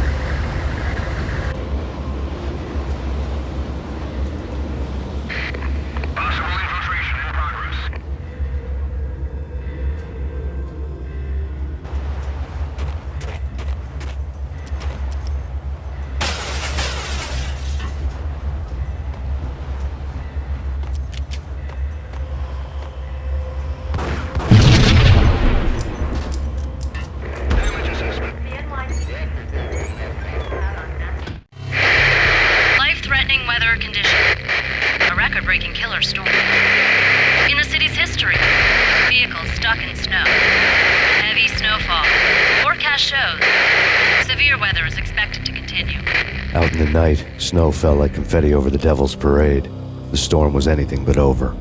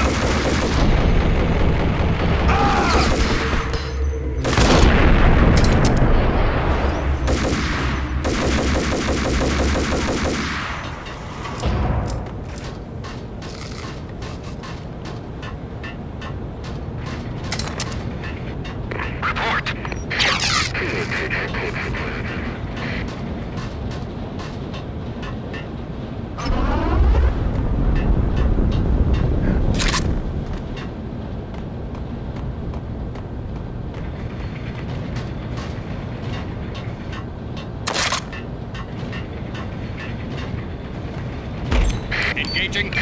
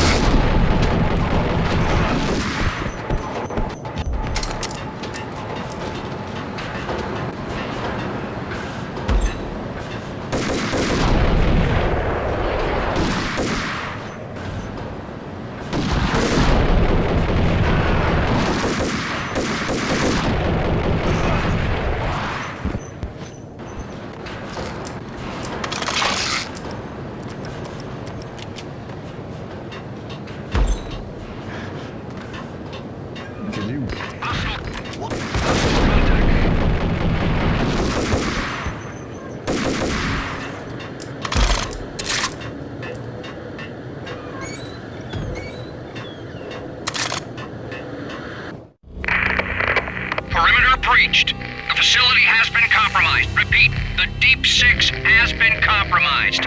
Initiate Operation Deadeye. The walkie-talkie military lingo could mean only one thing.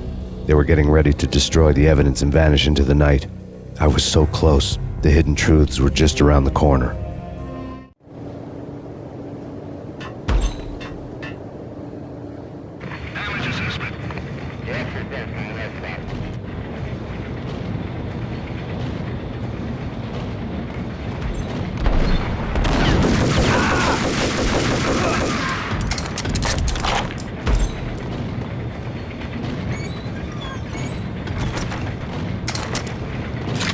Folder. The mercenaries were running a tight operation, paperwork and all. Merchandise missing again. A chemist had tried to smuggle it out for his own private party. Locked him up in cell B7 in D6's old test facility to wait for proper processing. I was close enough to hear the secrets, just beyond the next doorway.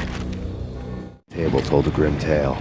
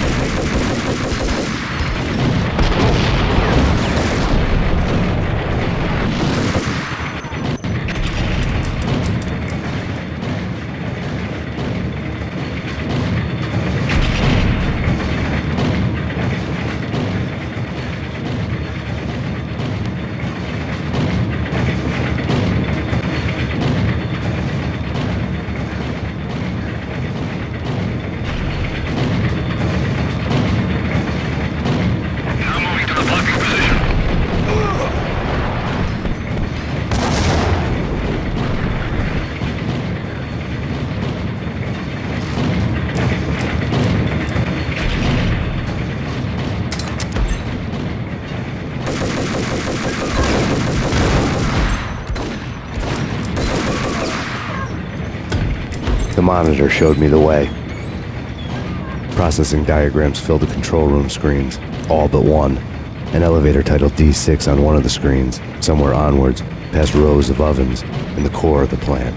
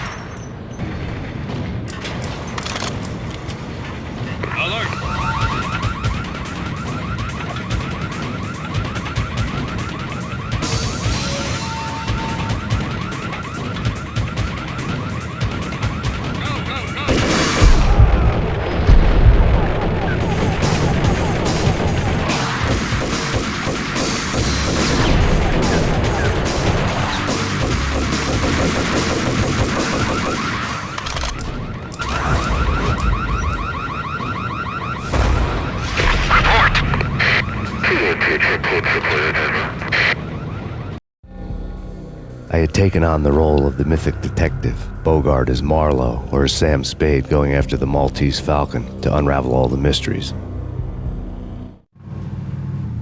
Following a path of clues to that final revelation, even if it would take me down to the cold, cavernous depths of a grave. You can't do this! My men are still inside! Do you have any idea why this is called Operation Dead Eyes?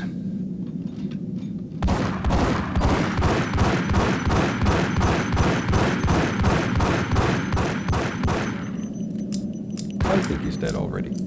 Let's do it.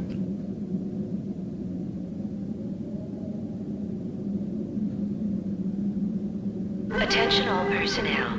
The self-destruction sequence has been initiated. Evacuate the complex immediately. Repeat, the self-destruction sequence has been initiated. Proceed to the nearest exit immediately.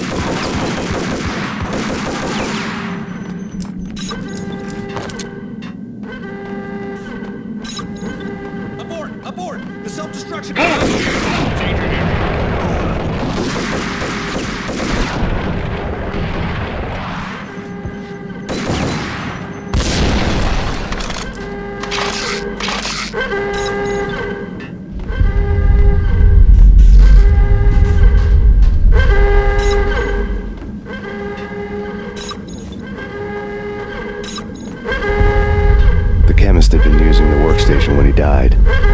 half-life of the lab rat had ended online, his password blinking on the screen.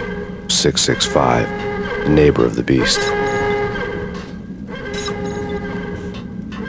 Attention all personnel. The self-destruction sequence has been initiated. Receive serious exit immediately.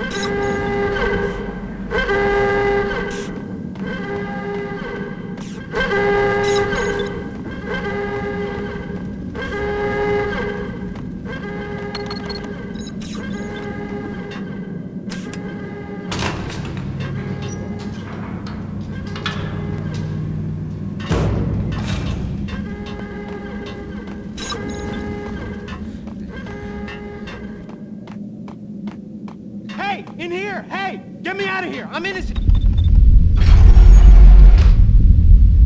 Thanks! I thought I was gonna die in there for sure. I need you to get me through the decontamination chamber airlock. You're crazy! No way! The place is blowing up, for Christ's sakes! Either that or back to the cell. Your choice. Okay, I'll do it! I'll do it!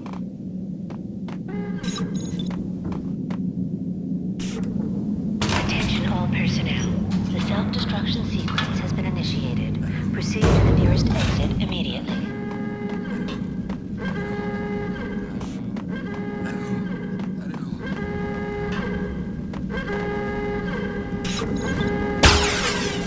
You're dead!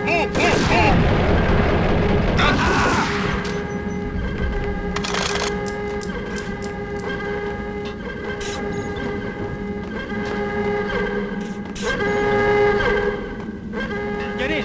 I'll punch you through! Bad. Decontamination.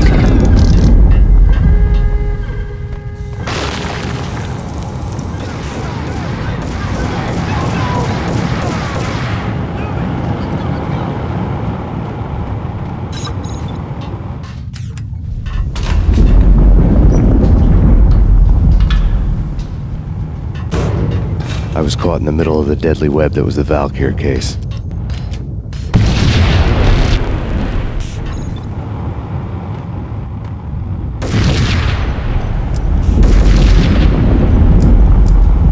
One of the lab terminals. Top secret. Project Valhalla. U.S. Army. Yggdrasil Network. Valhalla. The otherworldly place in Norse mythology where the bravest heroes spent their afterlife feasting and fighting forever, their wounds miraculously healed night after night. Valkyr, the maidens who chose the most courageous Viking warriors and carried them to Valhalla. 1991. The research objective is to create a chemical substance to enhance the stamina and morale of infantry troops. 1995. Results unsatisfactory.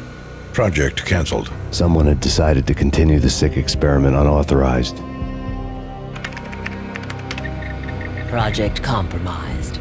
Data leak. Fix the damage by any means necessary. Security clearance red. Authorized by the project lead. Field test. Double the dosage for all the remaining test subjects. Observe and record the subject's behavior in an urban setting. The drop-off point was my old address in New Jersey. The file dated 3 years ago. Just when you thought you had reached the deepest depths of horror, it suddenly got worse. How to turn off that small voice inside your head that started to whisper that you should be glad that now, if not before, your revenge was justifiable on any conceivable moral scale. That small voice proved, beyond any doubt, that I was damned. Colonels had the project logo on the script. The dagger-heeled woman had come and gone a long time ago. There was nothing more for me here. The bunker's name was acting as a self-fulfilling prophecy.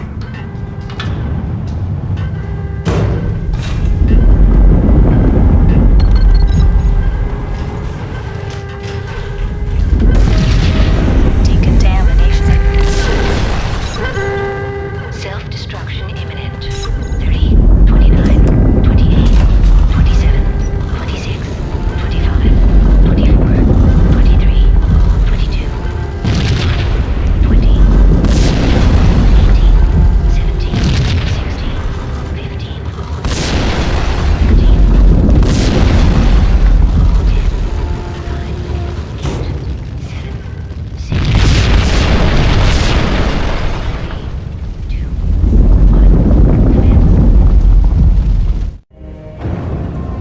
together a jigsaw, and the final picture is you finishing that same puzzle.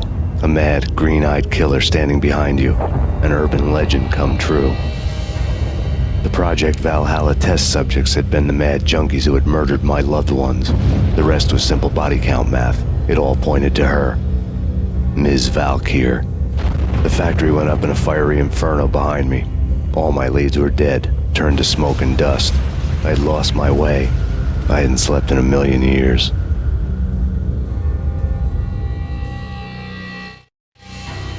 I felt thin as death. I've been living on an endless supply of week-old donuts. They were fuel for this crazy furnace inside my head. I couldn't remember when I had last seen the sun. I was on a permanent graveyard shift. When the darkness fell, New York City became something else, any old Sinatra song notwithstanding. Bad things happened in the night, on the streets of that other city, Noir York City. I was in an all-night diner, downing cup after cup of coffee that tasted like engine oil, when a new message from BB got me back on the killer track. What the hell happened at Roscoe Street? Maxie, I'm going out on a limb here.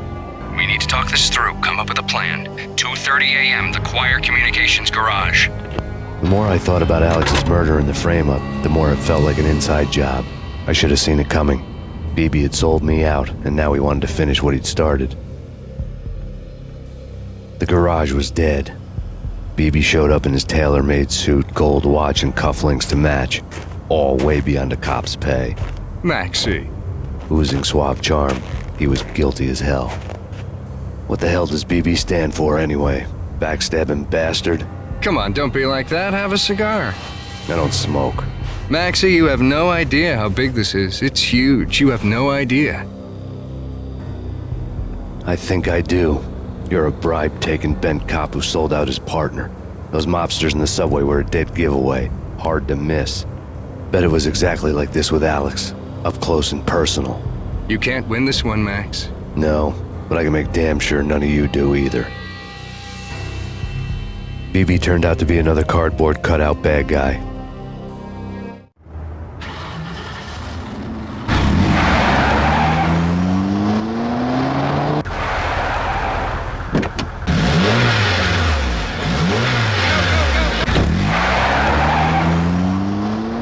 A bad cop on the take.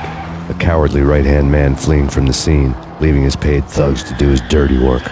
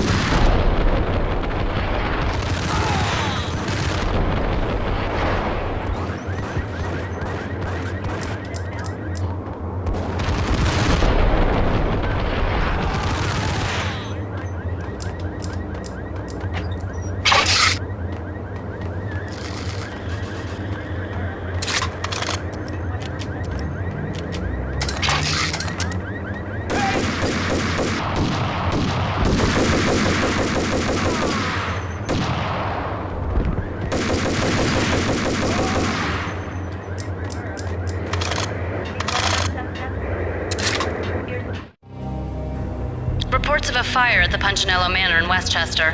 The manor is the home of Angelo Punchinello, the alleged head of the Punchinello crime family. The police are now saying, contrary to their earlier statements, that Max Payne is still alive and at large. He continues his vendetta against the Mafia, of which this last act of arson is attributed to. I had no recollection of setting any fires, but I did remember the flames.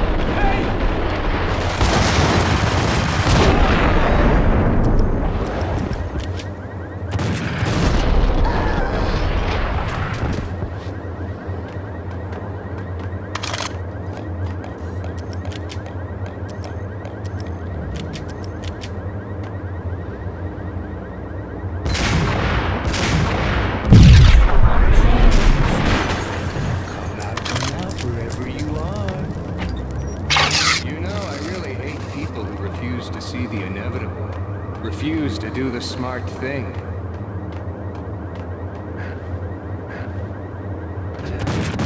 No, I must do the right thing.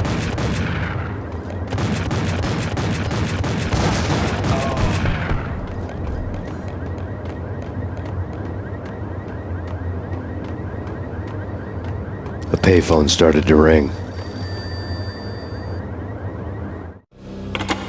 Yeah. Max Payne? Whatever does it for you. This is Alfred Woden. I can give you the name of your enemy. Come to the Asgard building presently. We are expecting you. Woden was waiting for me on the steps of the old building. Mr. Payne, let's go inside. The others are anxious to begin. The others? Despite the general misconception, this building actually predates the City Hall by 2 years, thus being the oldest municipal building still in use here at the foot of the Brooklyn Bridge. No kidding. The old man played tour guide as he led me through a dark domed hall. The answers I was after loomed large ahead. Mr. Payne, I would like to introduce you to my colleagues in what we call the Inner Circle. You've been watching too much X-Files. You have seen the files on Project Valhalla. We can fill the gaps, provide you with the information missing from those files. We were all involved in the early stages of the project during the Gulf War. What's the catch? We would very much like to blow this thing wide open, but our hands are tied. Her name is Nicole Horn. She was the key figure in Project Valhalla. When the funding was discontinued, she simply refused to quit. She knew exactly what she had in her hands. Nicole Horn is the president of Acer Corporation. She has more than half the city in her pocket. This must be kept under wraps. If you try to go public with this, we will deny any knowledge. We need you to take her out. Afterwards, we can protect you. Make all the charges go away. That was the cue for the killer suits to kick in the doors and swarm inside.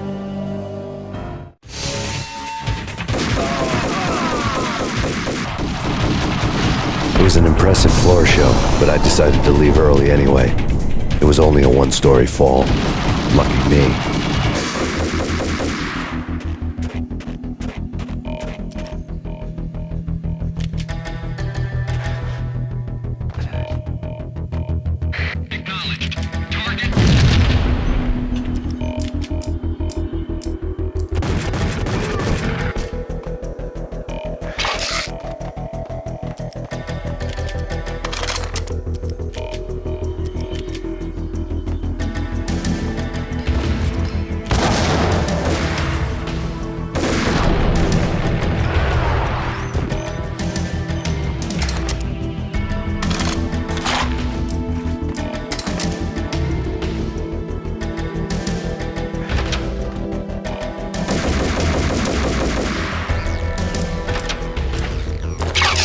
One of the monitors.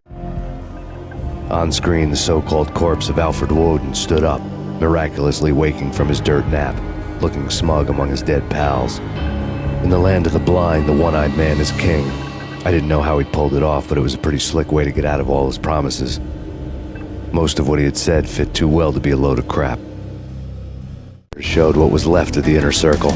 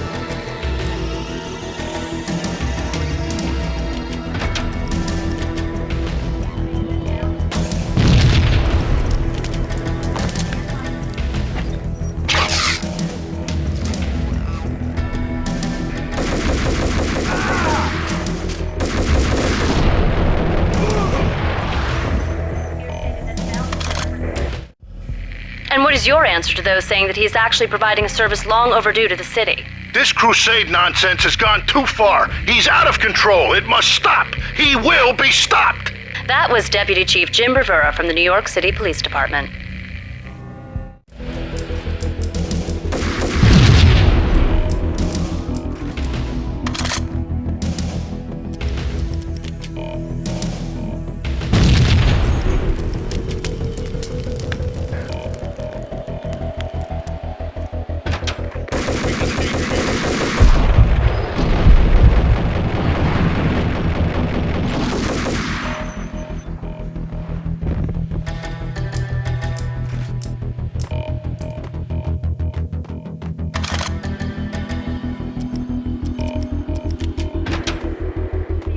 Videotape. Nicole Horn had blackmailed the Inner Circle into silence. The tape came with a curt extortion note on a piece of expensive paper. I remembered Candy Dawn taping her clients in action on the side, selling the tapes to the highest bidder. I was sure that kinky sex was nowhere near Alfred Woden's worst sin, but I had a feeling that when this was over, any collateral would come in handy. It lay on the desk.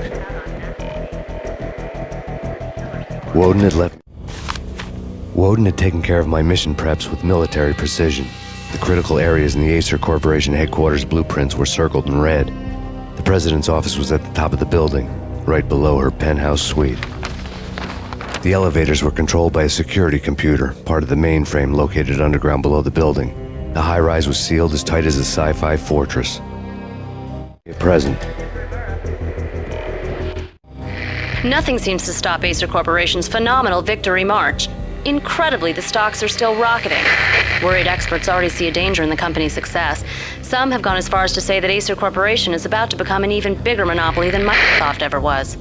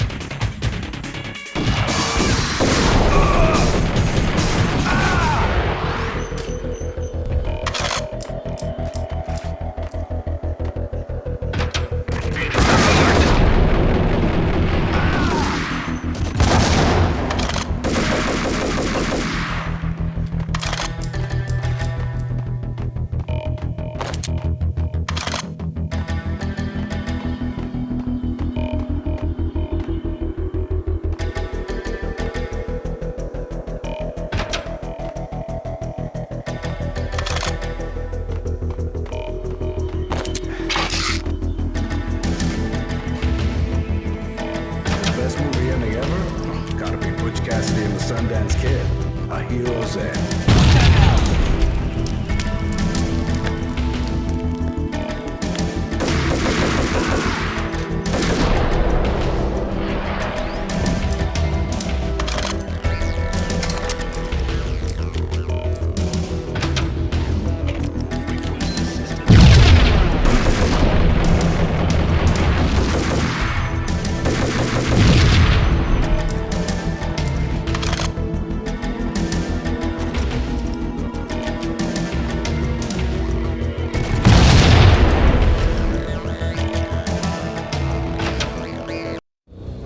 I had dreamed of revenge. Those dreams were always nightmares, of coming close and then failing. Now I was close. I had a name to guide me, Nicole Horn. I had nothing to lose.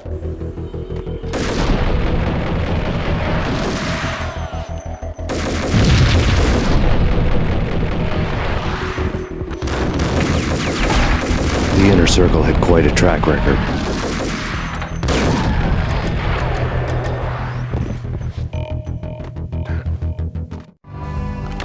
Project Valhalla had not been the only thing the Inner Circle had been involved in. There were rows of cabinets full of files. The Serpentine Secret Society went back a long way, always pulling strings from the shadows. I couldn't say I was sorry. Woden's move in some Byzantine power game had cut the Circle's membership roster to 1. The old man wanted me on cleanup duty. It was my mess, too.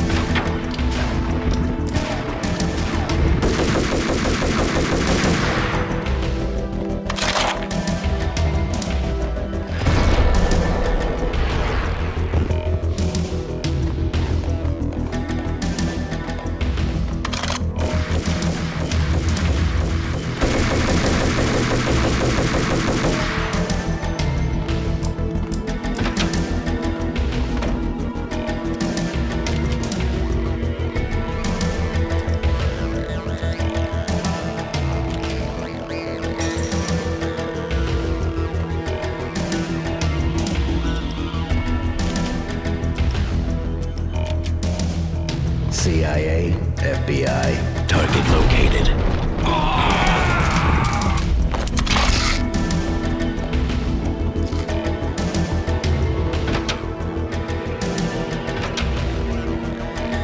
Take him down. Shoot to kill. Let's finish this.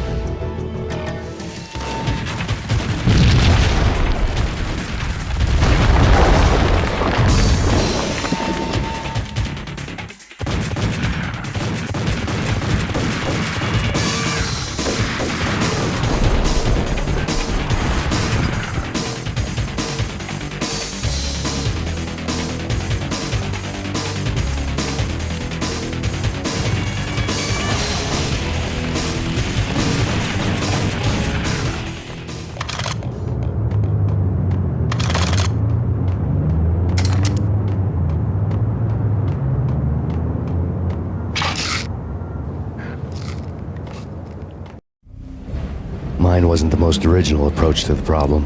It wasn't as if it hadn't all been done before. An eye for an eye, the first principle of revenge. Old as dirt, still going strong. The cardinal rule in going after someone with an intention to kill was not to make it personal, which it almost always ended up being anyway. It did with me. I took my time, cruising around the city in the snow. There was no hurry. I knew what I had to do now. I took my time, thinking about it, building up the rage. When I was ready, I parked the stolen wheels at the front entrance of the Acer Corporation headquarters. Got out, got in, got cracking. I had a bullet with Nicole Horn's name on it. I had 10,000 bullets with the Hag's name on them. She had ultra-high-tech security systems, enough mercenaries and weaponry to start World War III. There was no fear. New York disappeared behind a veil of snow. I had crossed the threshold. This was her domain, sleek and sexy and soulless, all glass and steel. A place of color-coded security keycards, metal detectors, and surveillance systems.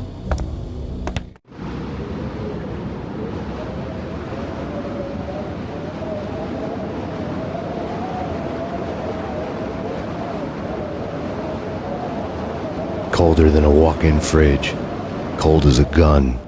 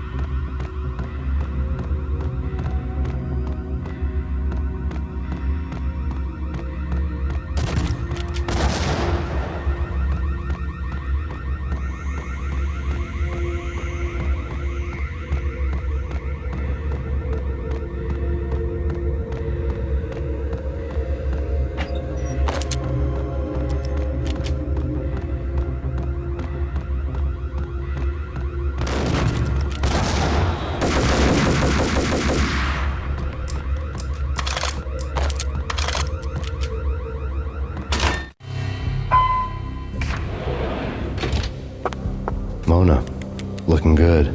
Max, we gotta stop meeting like this. It will be a cold day in hell before I let a narc cop stop me. Miss Sachs, do your job. Relax, Max. You're a nice guy. I don't kill nice guys. You're not bad yourself. It was different when Horn wanted Punchinello dead, to cut her ties to the Mafia. He deserved to die. The same goes with her. She's the bad guy here. Her sister was whispering to her in my favor. I knew the appetites of ghosts intimately. They hungered for revenge. No! A gunshot boomed and she fell down in slow motion. She was a nice girl, not really a stone-cold killer. And now she was stone-cold dead. Like religious fanatics or loyal samurai, Horn's private army was coming at me. Found him.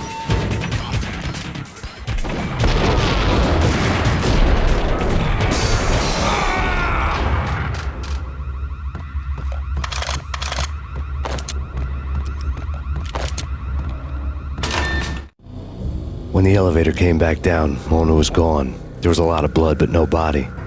Something clicked for the final time. My mind had never been so clear, as if somewhere high above the storm clouds were already gone, cold stars blazing from the black skies.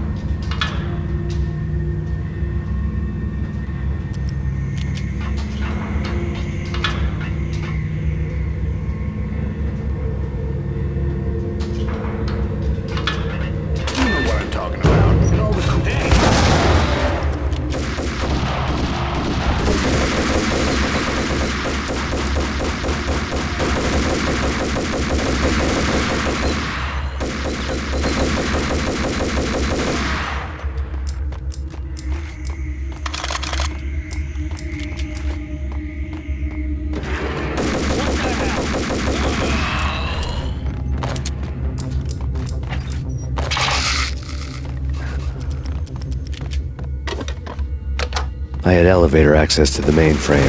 From there, I'd be able to override the security locks and get to her office.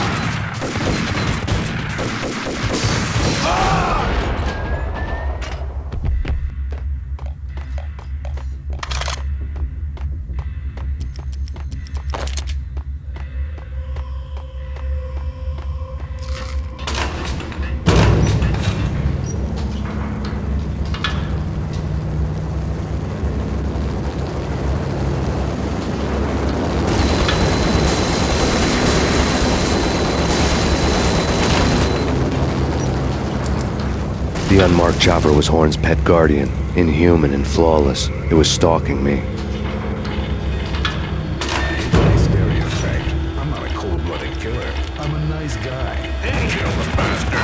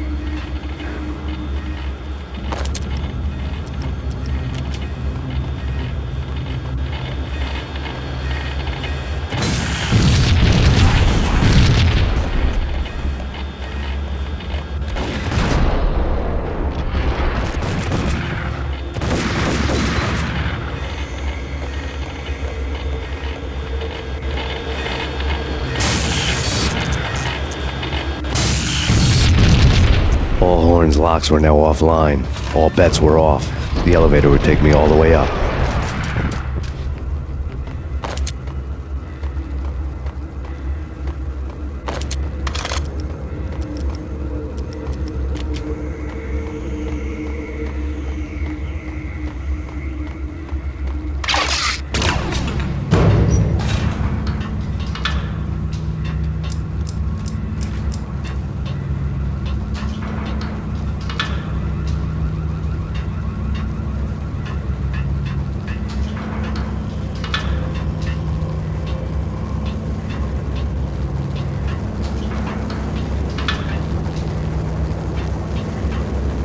Seen from this height, the night seemed to stretch on to eternity.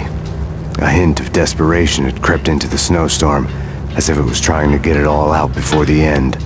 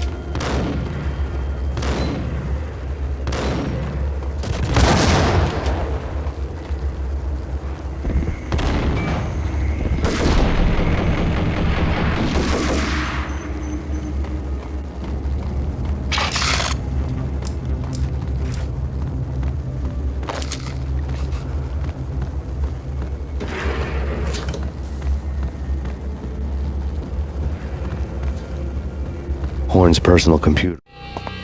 Next to the printer was a neat stack of expensive paper.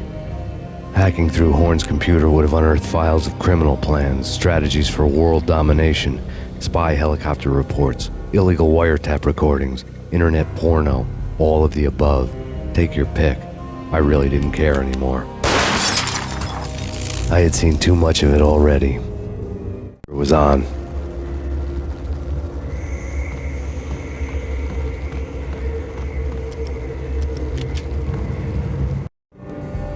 Valkyr had been meant to be a white-winged maiden that would lift you to a warrior's heaven, but it turned out to be a one-way demon ride to hell.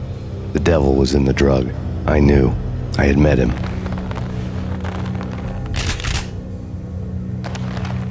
And now I was gonna kill her. The queen of the underworld who had tried to lift herself a bit closer to heaven with her drug money. No begging, no bribes. She knew better. Honor among killers. We who were about to die. Both of us knew how this would end, in pain and suffering. All this because your wife stuck her nose into things that were none of her business. The cops were coming to take me away. The sirens were like a bad conscience I couldn't shake. It's ridiculous you've made it this far. You won't be alive when they get here. Stop him!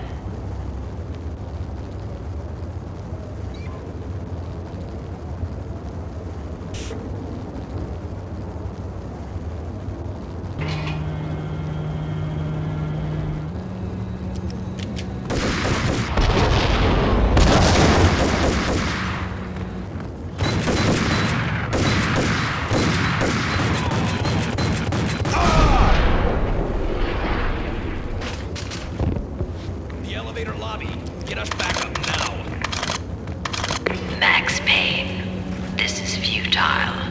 A waste of time. The deaths of your wife and daughter were necessary. Inevitable. It is done. You cannot bring them back. Nothing you do will make it any better.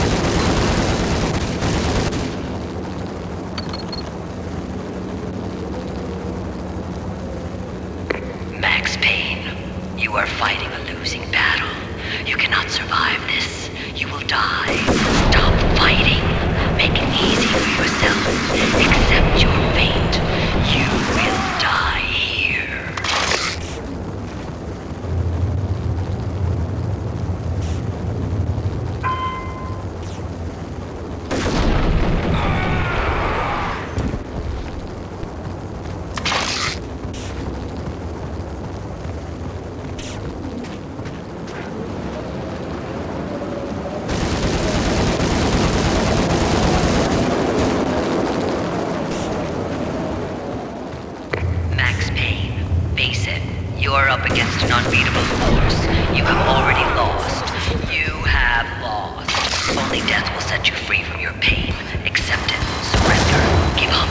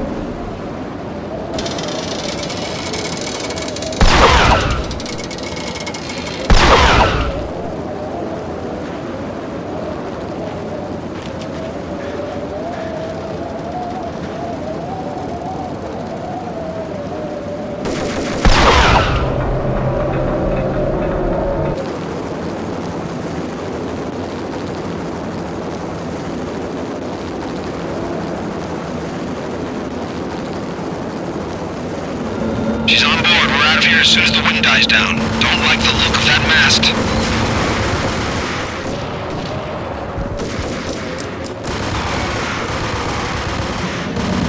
Lift off in 1 minute.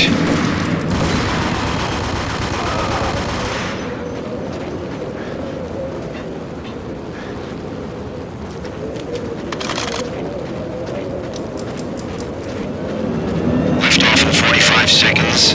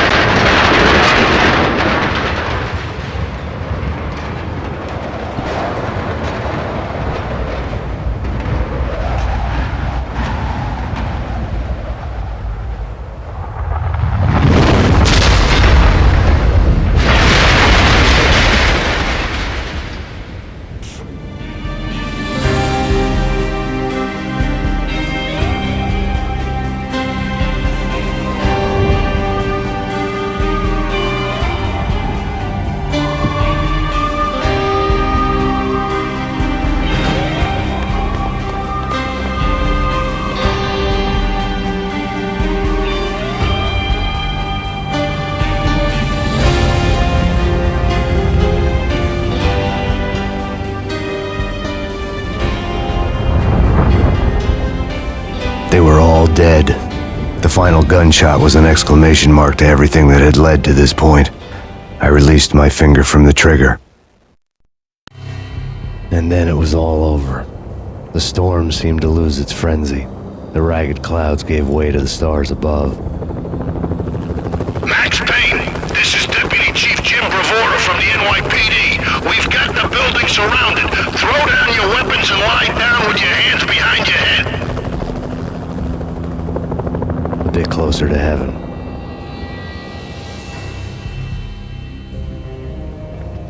The cops' voices were distant and muted.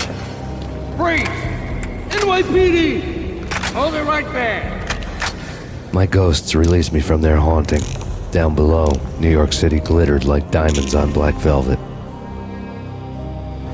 You gave us one hell of a ride. Take him down to Central Booking. You heard the man.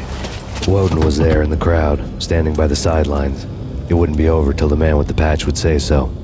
He'd say the right words. I knew he would. He'd better. Woden grinned smugly. It was the grin of a winner. That made two of us.